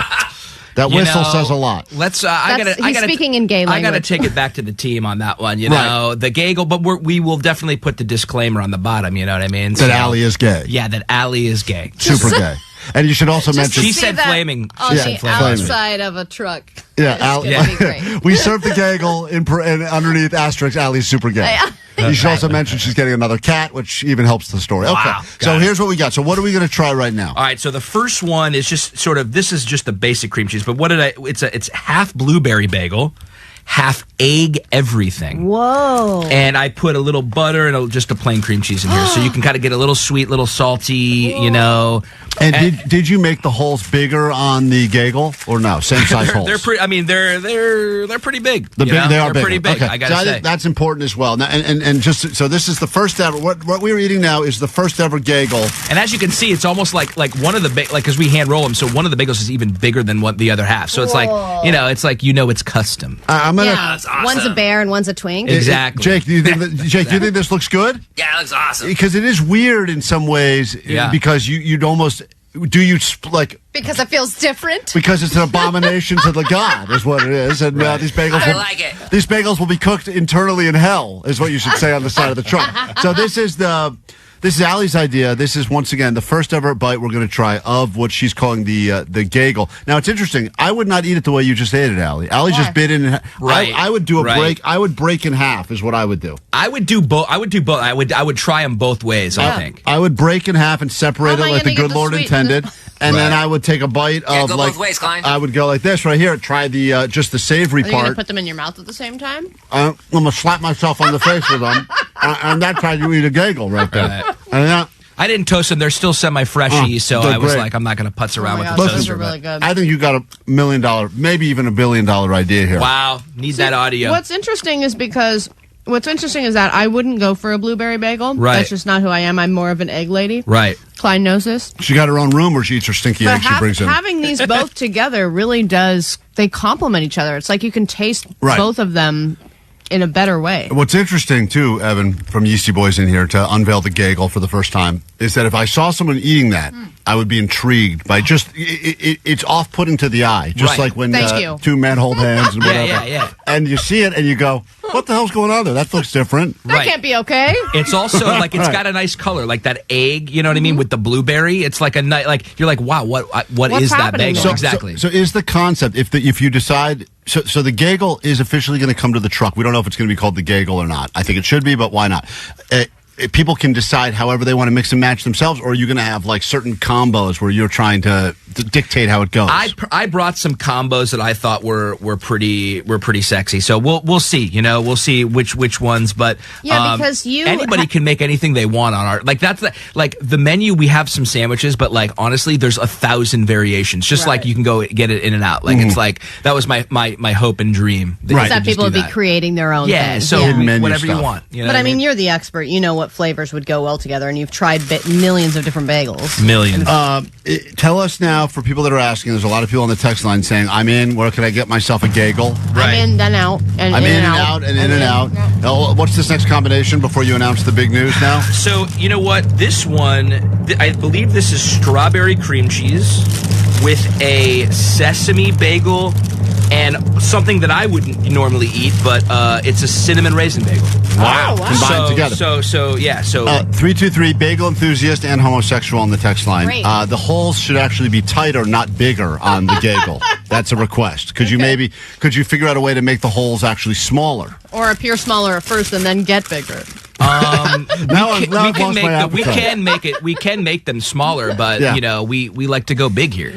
This is once again, we didn't realize it would happen in reality. The Gagel could be coming very soon. You've made a decision internally now, and obviously, Allie, you approved this. Was this the vision you had for the Gagel? Yes. This was the vision. Yes. Yeah. So if Allie approves it, then I love that they're different sizes. That's what I'm saying. Cool.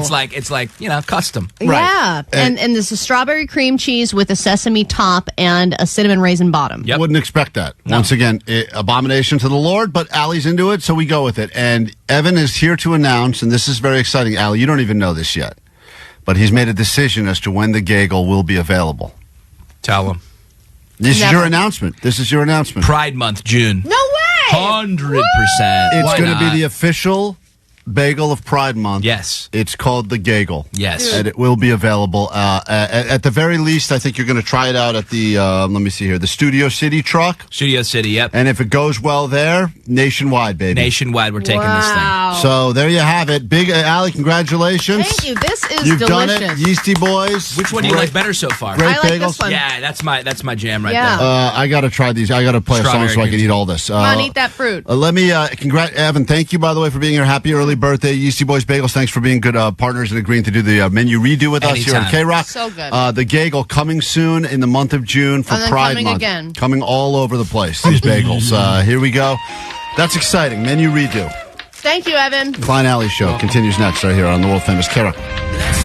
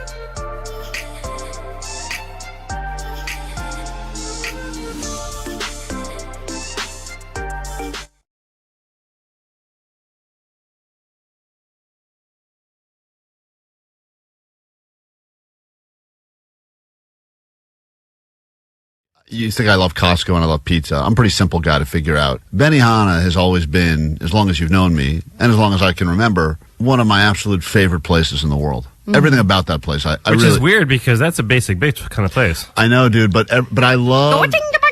Thank you. It's almost like I'm back at it. By the way, listen to them doing the silverware on the hibachi. Didn't sound like that. As soon as you sit down, it's like... Yeah. No, not at all. And I was listening, and yep, good. We've got a new and improved one now, the remix. I'm just doing your whole experience. I think that people either fall in one of two camps with that place. They either love it, like can't get enough of it, think it's great every time, think maybe it's the best restaurant just in concept and everything I love else. the idea of it.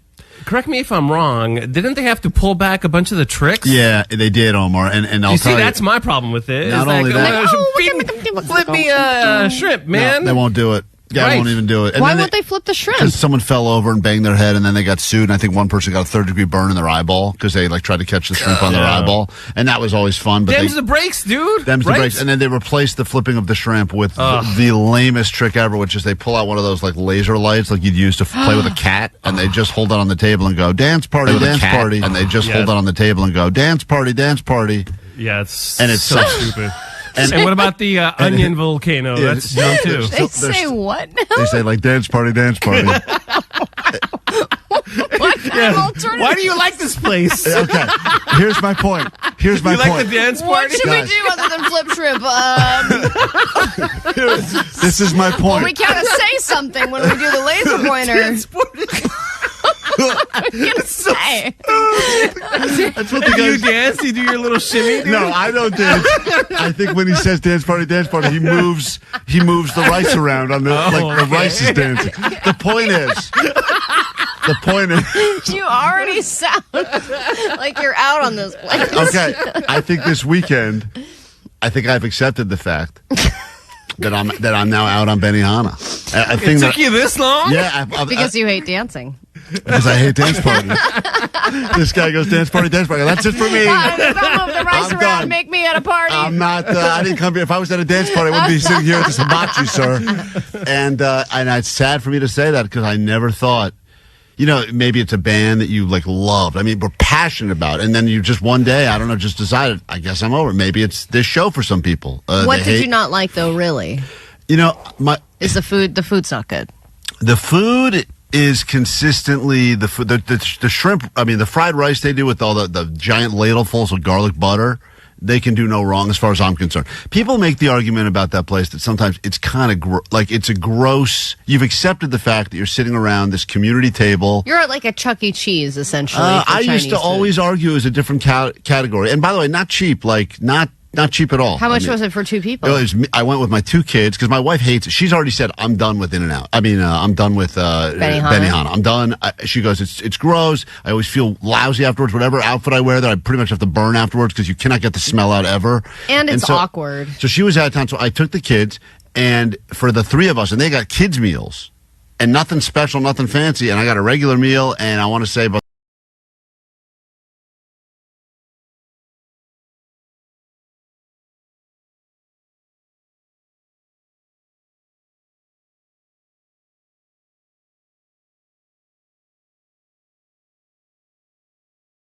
ask you, are you here to celebrate? You go, and when you say you're not, it actually feels even sadder. What is this dance party for? I mean, I'm celebrating this dance party. Can you pull out the laser light show again? But my biggest issue with that place is that they have not changed their act, minus dance party, which was a substitution. They have not updated the act at all. Yeah, but that's what in 10 years, in 20 years. Imagine if there's a comedian that comes to town once every year. You'd like to see a few new jokes. Yeah, but think about a gimmicky place like Medieval Times, for example. Sure. It's the same No, crap. they do different. By the way, I think of Jungle Cruise as a good They comparison. always change their jokes. They're changing jokes, and they have different ones to pick from. And even if you go on Jungle Cruise a few days in a row, you get some of the same lame jokes, and they're intentionally lame. Yeah, but that is the same course every single time, and they come up with new material for that same exact ride. My issue with Benihana is not the gross part of it. It's not the fact that it's gotten pricey. It's not the fact that sometimes you do smell like that place forever after you go. Like you literally will always smell like it. It's that they have put zero effort into the show. They're not trying. There's no effort. And even the guy that was doing it, and I've had. Well, it's just another day at work. They're really phoning it. I had a guy that was operating my table and the other table. Thank you, sir. More like. Yeah, it really was like that. And he was kind of turning to them, and he was like, "Did I do this trick over here for you guys yet?" And I'm like, "No." Man. He goes, "Well, I did it over there. Did you guys see it?" What? And I was like, "Yeah, you tried to catch the lemon on the little fork." He's like, "Yeah, it didn't go well." I go, "No," and that was it. He moved on. Tried to catch the lemon on the fork. Yeah, That's lame. It was really lame. And What would you like them to do there at the Benihana? I'll tell you, Omar. Thank you for asking. They have so much stuff at their disposal. They have the knives. They have the flames. Did you they have the try and pitch them stuff? I didn't pitch them stuff, but I was talking. Pitch dance party. I was talking. You guys doing dance party yet? And I did talk to some of the other people at the table. Strangers, which is always weird too. Oh my God, you were that guy. And I just hey, said, what are you celebrating? I have ideas on how they can make this better. I said, you guys with me? The show's kind of lost its luster. Oh wow! You know? And why would you put a damper on their day? They're celebrating something, and you're going to talk to them about how lame it is. I just said, are you with me on that? I'm not crazy. Even my kids, and these are young children. They should be impressed by anything. They're like, "Can we have your phone, Dad?" Yeah, and I was like, "Are you serious?" Yeah, We're but at like 20, 30 years ago, Benihana was like a big form of entertainment. Now these kids can have anything. They have so much stimulation. So something like this isn't as exciting Put as the it used to chef be. on a unicycle while he's making the food or something. I mean, it was like, I don't know. I feel like everyone, I watched around at other people. The most entertaining thing was a table of teenagers next to me was just taking everything they had and throwing it on the grill to see if it would melt or not. You know what they need to do? That was more entertaining. They need to start doing like, you know how rock bands are trying to get inventive and they're bringing in like audience members to come play the guitar and like shred Green Day? Yeah. They should do that. Right. But they used to do that. That was the fun part. They'd throw the shrimp at a guy and he would catch it in his mouth, but then someone sued and they got rid of that act altogether. Man. And by the way, the place was, I was at the one in Encino. Packed beyond packed. I mean, people that are like, I had a 5:45 reservation. I've been waiting an hour for my table. I mean, like it is. So somehow it's working still. Damn. I mean, it is packed. Yeah, but that's why change something when everyone They got loves to change it because they're losing me, and I'm telling you, they're losing me, and I've been once in the last 10 years. You're right. Okay, how you gonna make up for that? This dance party's going down the street. All right. The World Famous KROQ. Klein Alley Show. KROQ. Hey, if you're seriously injured in an accident and results.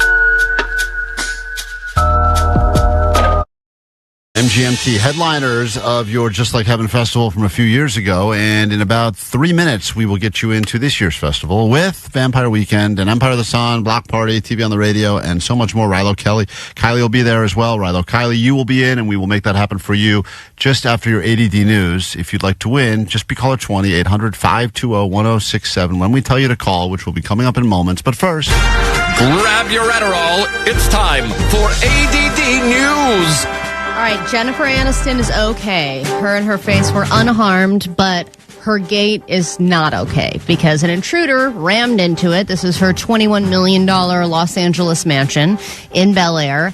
And they said this happened at around just past noon. This elderly man intentionally drove into the gate of her residence, and then immediately security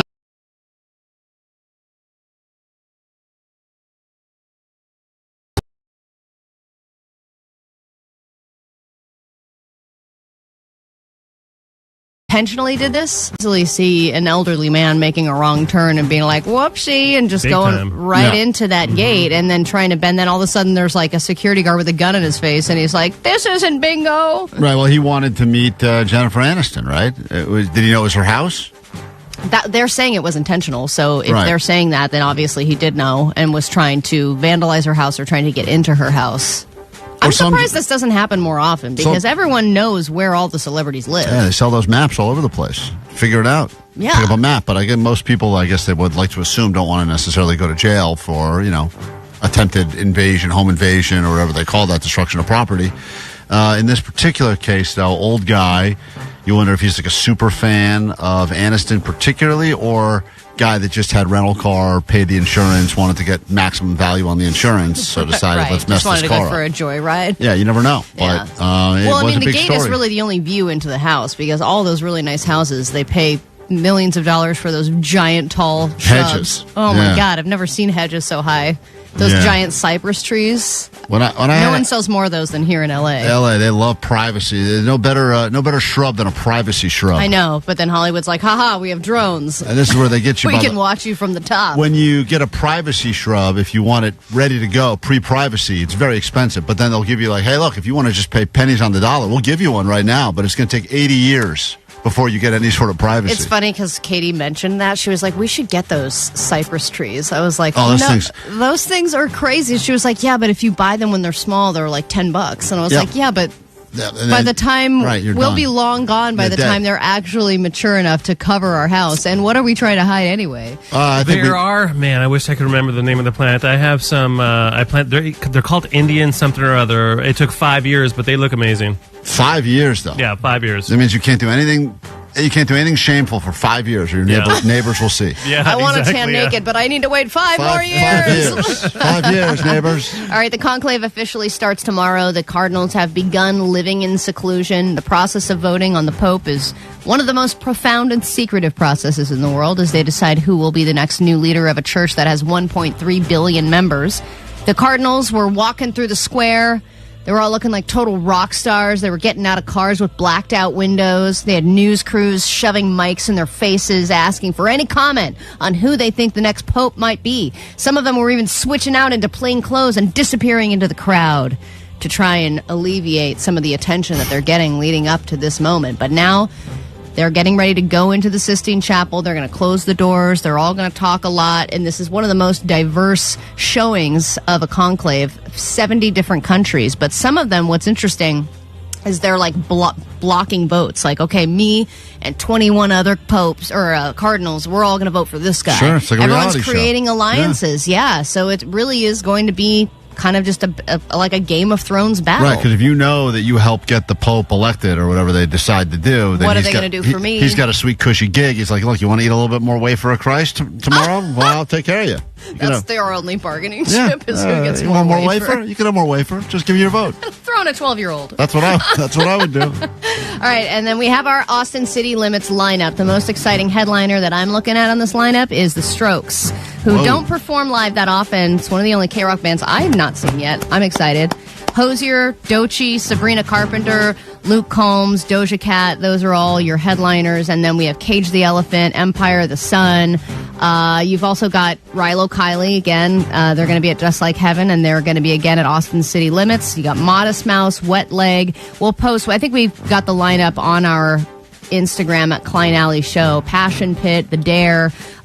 So some repeats from Coachella as well, but it is looking stacked as usual. All right, well, let's get you into a festival a little closer to home and a little sooner because it's happening this weekend. And if you're caller 20 right now at 800-520-1067, you've put up with us for long enough.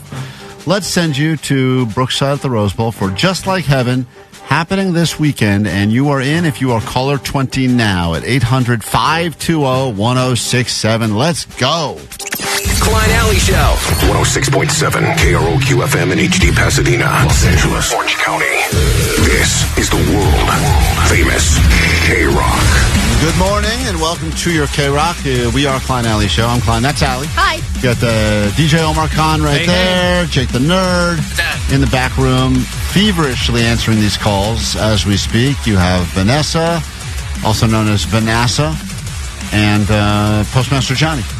Caller 20, let's go. 800-520-1067. Just Like Heaven. You get your tickets from us now. Win them again at noon, 3 and 6 right here on KROQ. All you got to do is keep listening, keep calling, and hopefully keep winning. This hour on the show, lots to get into. I know that we've got some inner show drama to deal with as well, and excitement all over the place, surprises. You never know what you could experience in a live radio show that also happens to be streaming on YouTube. If you haven't been to the socials yet today, you can check out the Gagel. It's the world's first gay bagel. Allie helped create it, and it'll be coming in the month of June, Pride Month, to Yeasty Boys Trucks. So thank you for being a part of that with us, Yeasty Boys being in here earlier today.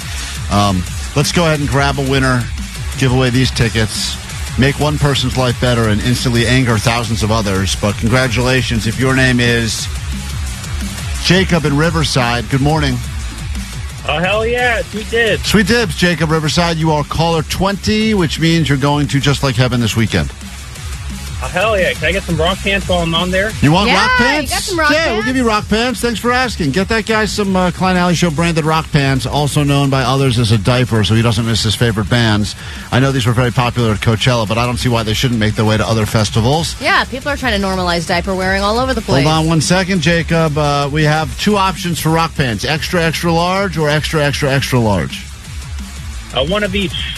One of each? All right, hold on one second. That's Jacob. Love that answer. Proud winner of Just Like Heaven tickets and rock pants. You'll win them again with Nicole Alvarez at noon today on KROQ, and we get into this complete hour of the show, including your clickbait and old people secrets and more, coming up after Papa Roach on the world famous.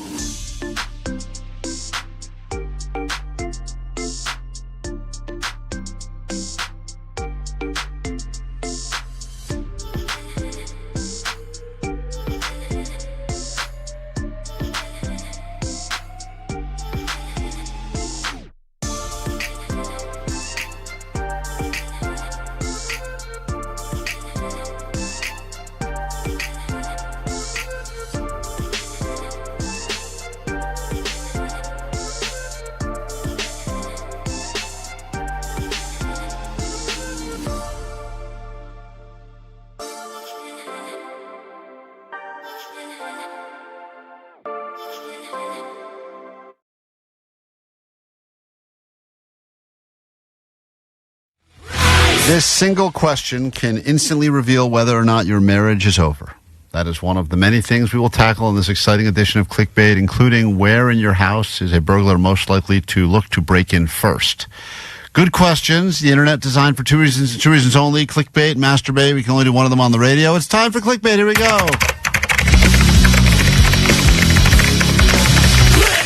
Bait. All right, we'll start with this one, though. Found it fascinating. Bait. If you are being lied to by somebody you are talking to, this one word will tell you for sure, according to a trial lawyer. If they use this word, they are probably lying to you. Huh. Beautiful? Perhaps. What is the word? We'll start with you, Jake the Nerd. This is the one word. We have the actual answer according to the internet in this particular case. It's a trial lawyer. But if someone is a liar, this one word will tell you for sure that they are lying. I'm going to say it's that I swear. I swear I'm telling the truth. I swear. Swear, okay? Swear. Anyone who does that a bunch is probably lying. I think it's when they start with, look, I'm going to level with you. I'm going to tell you A, B, and C, even though I'm not really telling you the truth. But when you do that whole, like, look. So the word is look? Yeah. Okay. Look. Everything's fine. Look, I swear. Look. Right. That means they're about to lie. Yeah, because they're trying to look you in the eye and say, look at me. Everything's cool. I'm telling you the truth. It's a red flag. Omar, what is the one word, you're good at reading people, that people use that instantly tells you they're probably lying to you? This is according to a trial lawyer. Studied lots of people's behavior and can tell who's lying and telling the truth. I'm going to say they actually use the word truth.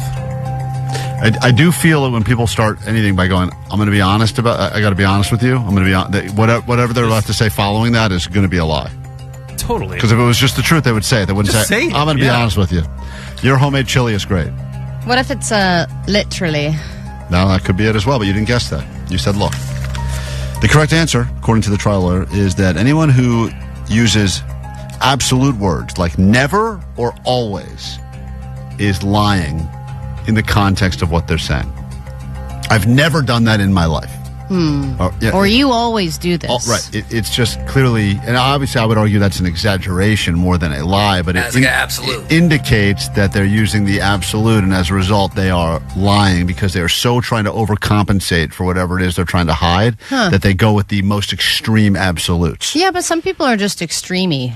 Extremes are dead giveaways. They're usually not telling the truth. Example, were you texting while you were driving that day? No, I never text. Never text when I drive. That is an indication that they do it, and they do it a lot. Probably, because I always text while I drive. That is a fact right there, and that is the truth. Let's get into your next one. It's Clickbait on KROQ. Here we go.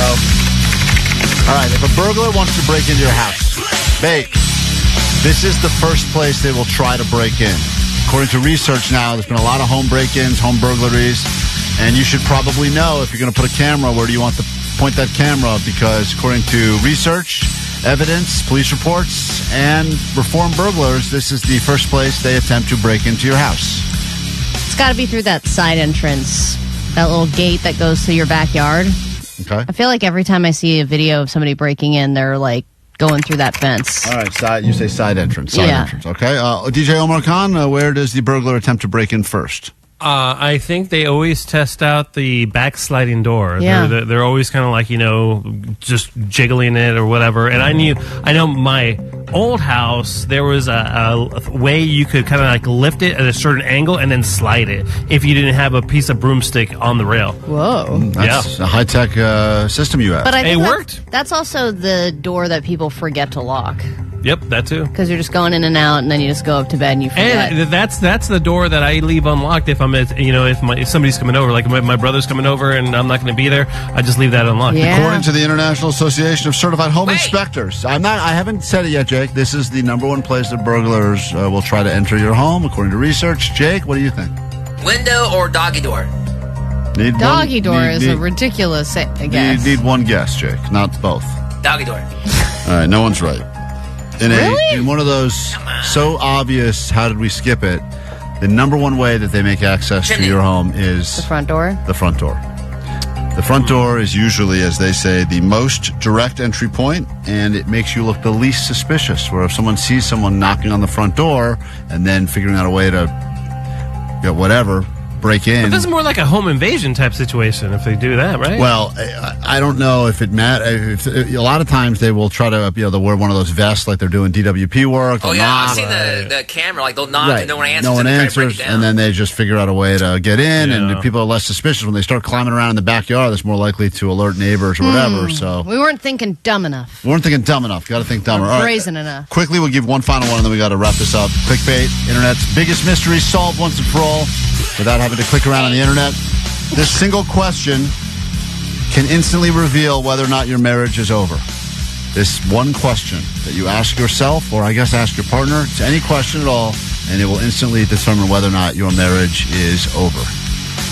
Jake, we'll start with you, Mr. Relationship. Platinum Jake. How am I supposed to know? I don't know, but guess. All right. Are we still in love? Do I still love you?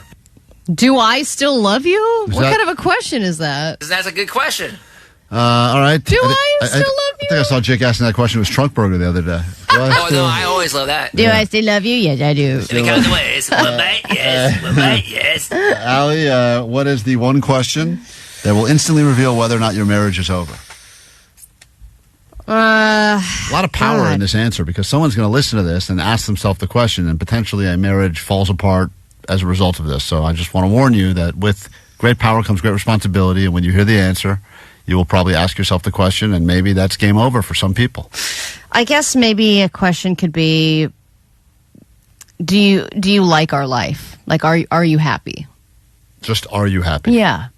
Just a general, like, sometimes you just think and you talk as a couple and you're just like, do we have a good life? We have a good life, right? Mm-hmm. And then if that can spiral into a very deep conversation where you realize someone wasn't happy when you thought they were. Mm-hmm. Okay. Omar, I'll give you the final guess here. Yeah, my guess is similar to Allie's, but it's more about being intimate with the other person. And I think if you ask them, would you like to sleep with somebody else? That's gonna open up the floodgates and possibly that's a great one. Okay. These are all good guesses. We have no time for the answer, so we'll be right back. No, come on. Okay, I'll give you the answer. The questions, apparently, that will determine whether or not your marriage is over is, if I walk away now, will I have regret over what I have left undone?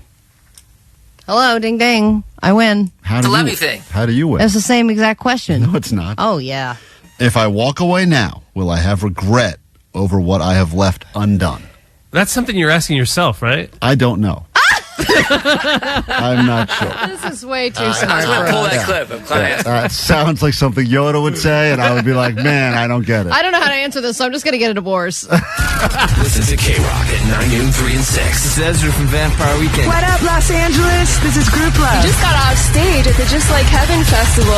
Your last chance to win your way in to Just Like Heaven. This Saturday, Brookside at the Rose Bowl. Over 20 bands, including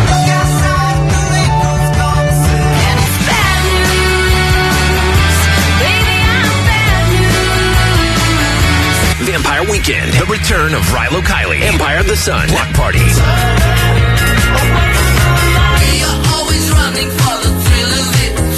TV on the Radio, Peter, Bjorn and John, Slow Dive, Group Love, and more.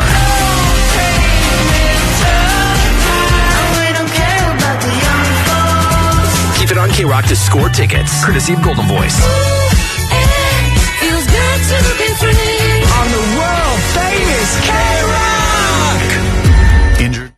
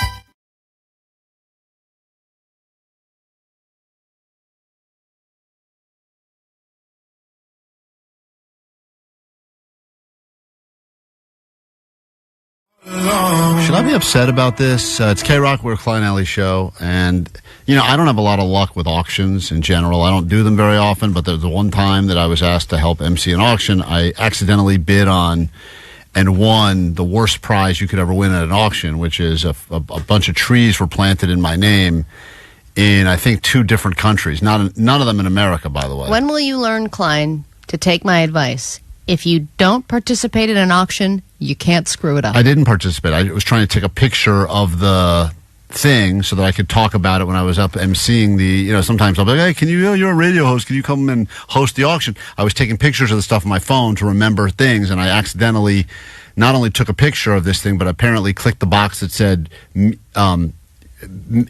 the top bid by $100. And so I ended up, they said, congratulations, you won at the auction, and I didn't know what I won. I was like, oh, well, that sucks. I didn't know I bid on anything, but great. What did I win? I thought it was maybe a dinner somewhere or a trip. Do you think they make it intentionally confusing to try and sucker people into bidding, or are you just an idiot? The person that's going to bid on the forest full of trees that'll be planted in Sri Lanka or wherever the hell I planted these trees, I mean, they got me good, and I can't. And that was like $1,000, wasn't it? It was very expensive. It was a lot of and I know it's for the greater good of the world and all that, and I'm like a modern-day Bono, but still, I'm annoyed about it. Okay. I had my second biggest auction fail over the weekend. This was a fundraiser at my kids' school, and they were trying to do a thing where you could bid on stuff, and some of the stuff they had was great. I even donated some tickets from KROQ to something, and that brought in a couple $100, and the idea is help fund the schools are all underfunded, and they want to do, they want to have extra art teachers, and they want to have extra supplies, so they try to do these things from time to time to get people to cough up some coin, and then they can operate better, and I think it's, a worthy cause, right? Because it's, my own children, but obviously giving kids the stuff they need at schools. Well, and they're going to school for free, right? Right. So that's nice. Public school, LAUSD. So anyway, one of the things, and they have a lot of cool stuff there that was all going for, some of the stuff is very cool, but it goes for a significant, like Lakers tickets or trips somewhere. And I'm not bidding thousands of dollars on stuff. But some of the stuff that was in the more affordable category, one of them was that your kid gets to be teacher for the day in their class. What does that mean? It means the description was your child gets to be the teacher for the day. Dude, your kid should teach a comedy class. They get to teach. That would be great. Penis pasta. Oh That's my like God. the song God of the day. damn. Whatever. That's what they can call it. So, and look at their V words. And please turn your textbooks to the penis pasta goddamn chapter. So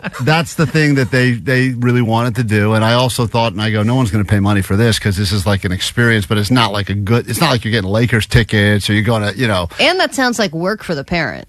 Because aren't you supposed to help your kid teach for the day and stuff? No, it made it seem pretty simple. It says kid gets to get in front of the class and teach a topic of their choice. And my daughter said, I really want to go up there and talk about Olivia Rodrigo or some BS like that. I said, all right. She goes, it would mean so much. Please, Daddy, please, Daddy. I said, I'll put in a small bid, see what happens. Well, once again, I got outbid pretty quickly. And this was through it was online auction. I didn't go to the actual thing. But it said, you've been outbid. And I upped it, you had to up it $10 every time. Once it got north of 100, I said, I don't think it's worth it at this point. Like, I know the money goes to the school. It's a good cause, but let's be honest. Is the gambler in you kind of like pissed, though? Yes. And that part takes over, and I go, who is this a-hole that every time I put in a bid is trying to outbid me? What does his kid get to teach? Right. Probably not anything more interesting. So then I get, like Omar said, I get all caught up in the whole thing, and I go, if I jump at $50 to 150, the person's going to definitely go away. And then I will have won this thing, and I'll be the champion. And I almost forget my kid's even involved now. I just want to win this thing. She's like, forget it. So she's already over it. I bump it to 150. Damn. And it goes right away. They go, you've been outbid. And I go, this mother effer. And I said, I'm done. I'm tapped out. I'm not doing it. I'm out. I've done it 150. Well, I'm and done. with the auction online, you don't get the satisfaction of doing that little like, Mop. Right, you hold your hand up in the air. Yeah, like the How's real. it go? Yeah, they 16. Yeah. So, over here. The big lady with the broad shoulders, gotcha. So I say, I'm done. I go, I'm tapped out. 150, I'm gone. I explained to her, I'm sorry. I know you want to be teacher for the day. I didn't win. Dad didn't win. You're out. The next day, I get an email. Congratulations. Is that an every night thing? Daddy didn't win. They're used to it by now. They're used to it. She finishes the sentence for me now. Daddy, I know, didn't win. I know, you didn't win. Next day, I get the email. Congratulations. You've won you've won what you bid on. Okay. And I go, how is that possible? I got outbid. Well, once again, like a stupid idiot, apparently they make it really easy now to, when you're going through and agreeing to the stuff and putting in your credit. They probably check it for you, like the email, like the Probably. marketing emails crap. And so I outbid the top. I put it so that whatever the top bid was, I would outbid it by $10. Which is just silly that you were even continuing to bid. Went all the way. I know. I don't get it. What if two people do that? I'm so glad you say that, Jake, because not only did I get an email that said, congratulations, you've matched the top bid of $325, but because there were two people, so it was me and one other a-hole that were probably going after this thing, your kids are both going to get to do it. So they decided together or on separate days? Separate days, but that way the school to get double the money because they're basically going to collect money from both people. And then my kid comes. So then I got to tell her the good news. Good news. And Daddy I was won. mad about the money and everything else, but I said, good news. You're going to be teacher for a day. She got all excited. She goes into school. She tells her teacher, hey, I'm going to teach all about Olivia Rodrigo. And the teacher says, no, you're not. You have to teach about one of the topics that we teach about anyway. Oh, no. You have to teach about a pre-teachable topic that is in the So what, she's doing curriculum. that day in math? And I said, I want my money back. Who gives the crap? So now my kid That goes... is so misleading. They said that you you're can right. teach about any topic? Teach about a topic of your choosing. Now, of course, they meant, I guess, a school-appropriate topic of Well, your nobody choosing. would be that of their choosing. Right. So no I one said- would choose So that. now my kid goes, I don't want to do it anymore. I don't want to teach about math. And I go, I don't blame you. I don't want to teach about math. So... What did they badly word this, or did you just not read it properly? No, Allie, I reread it, and it said the winning bidder, their kid gets to be teacher for the day and teach the class about a topic Of our choosing. of our. It wasn't of their. It was a topic that they choose or something like that. But it was from a list of like they can, like, if they want to teach, what do they do in school? Art, Music. PE. Oh, so you think that they could choose like an elective Yeah, they get and to then pick. choose? They get to pick one of the things they already do. They don't get to go in there and do a whole class on Olivia Rodrigo. So for now the whole day? That sounds like such an awful Well, she was day. all excited about it. And yeah, now, I know, but... So now she don't want to do it anymore. So now I got to try to So are you going to try and ask for your money back? I am. You are? Yeah. Wow, good for you. You Record that, please. wouldn't normally Not going to record that. go in and do it like you did with the parking attendant. Not going to do that. No, I'm going to let him. Of course, can't ask for the money back. It's like a fundraiser for the school. Like, give some of the teachers. Yeah, but I'm not. I wonder what the other douche kid is teaching. Sorry, nice dude. Yeah, I wonder what they're thinking as well. They probably also want to teach about I Olivia know, I wonder Rodrigo. Cannot do auctions. I'm terrible at it. There's a controversy That's rough. brewing in the world of old people's secrets. You will not believe this. This is actually, honestly, proving the point we've made all along, and we will share with you next on KROQ.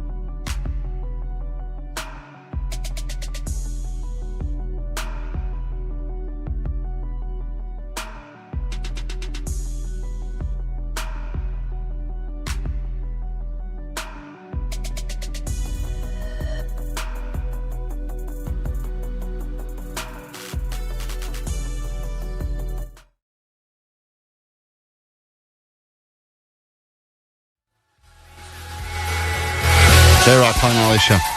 Old people have the secret, and we have the oldest person, I believe, in the world. 115. Yeah. That's pretty big. Well, the oldest person in the world died. Yeah. She was like a nun or something, and then they declared that this woman is now the new oldest person in the world at 115. People are always doing things to try to live longer, live a better life. Maybe you're drinking a shot of olive oil every morning, or you're getting your steps in, or you got one of those standing desks. But the old people seem to know because they have lived forever, and the first thing that we ask them when they turn 115 is, what is your secret? Now, my theory has been for a while here, this is a sabotage. They are sabotaging us, giving us bad intel so that we all die young and they get all the glory. They don't want to share all that glory. It's not exciting when everyone's 115. So we have some proof that potentially there is something definitely amiss with this old people secret stuff, and it's based on some news stories with... You won't even believe it until you hear this. This is the news story. These were the news stories announcing that this is the new woman. So, and they already have a secret for her. A very special old people secrets now that will revolutionize the way that you listen to old people moving forward. Here we go. From chicken brain to drinking rain, not getting laid. They call me the barmaid. They call me the barmaid. That's right. Let's live forever with sweet dibbits. Sweet dibbits. Time for some old people secrets. All right, so this is the big story about the woman turning 115 and being crowned world's oldest.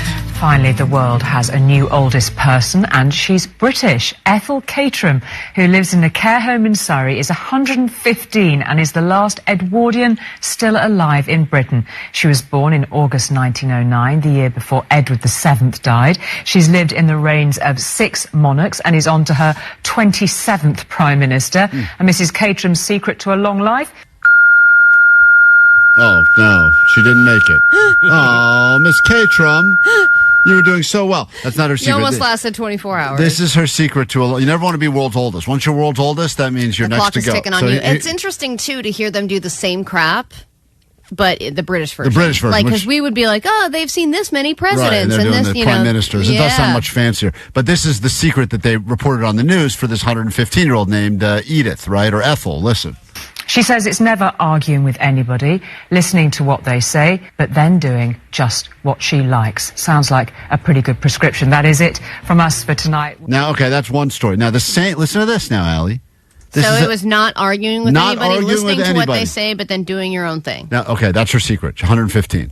Then, different news reporter. Same story. Same story. Woman's 115, and listen to this. And finally, we'd like to wish a massive happy 115th birthday to Ethel Caterham, who lives near Guildford.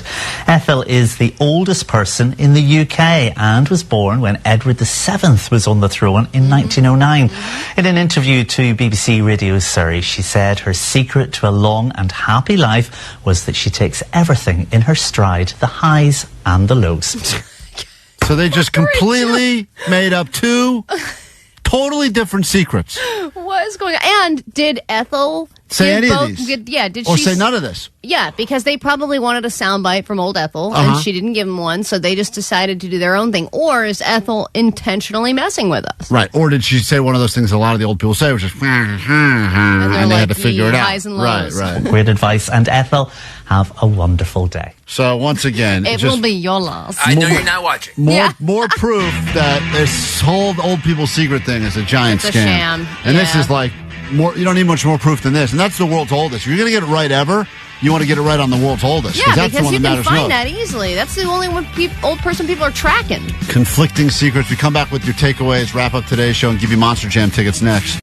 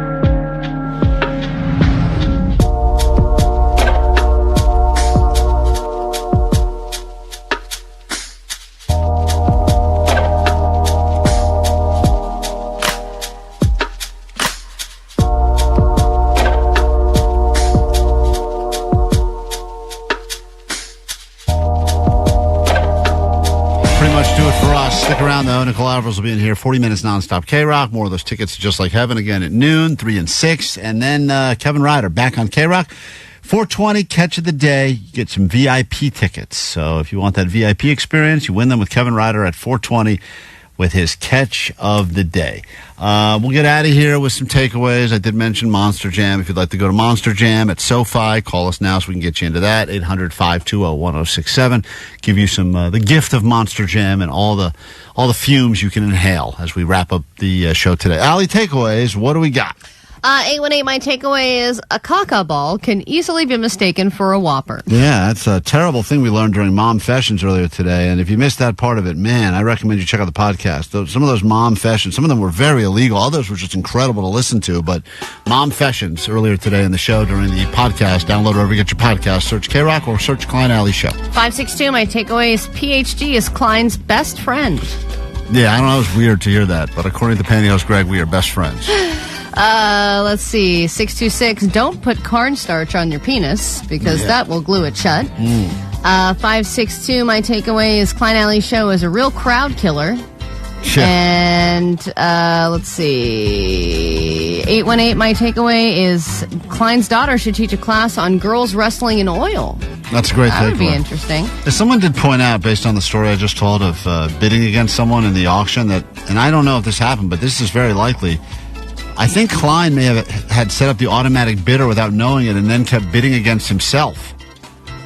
Yeah, I bet you did that. Every time he manually would put in a bid, potentially his automatic bid would have then outbid him. So he could have just bid against himself and cost himself I got to look into that. That very possibly could have happened. So do you think you're the other winner as well and you have to do this with your daughter all over again? I think so. Who's the son of a bitch? It's me.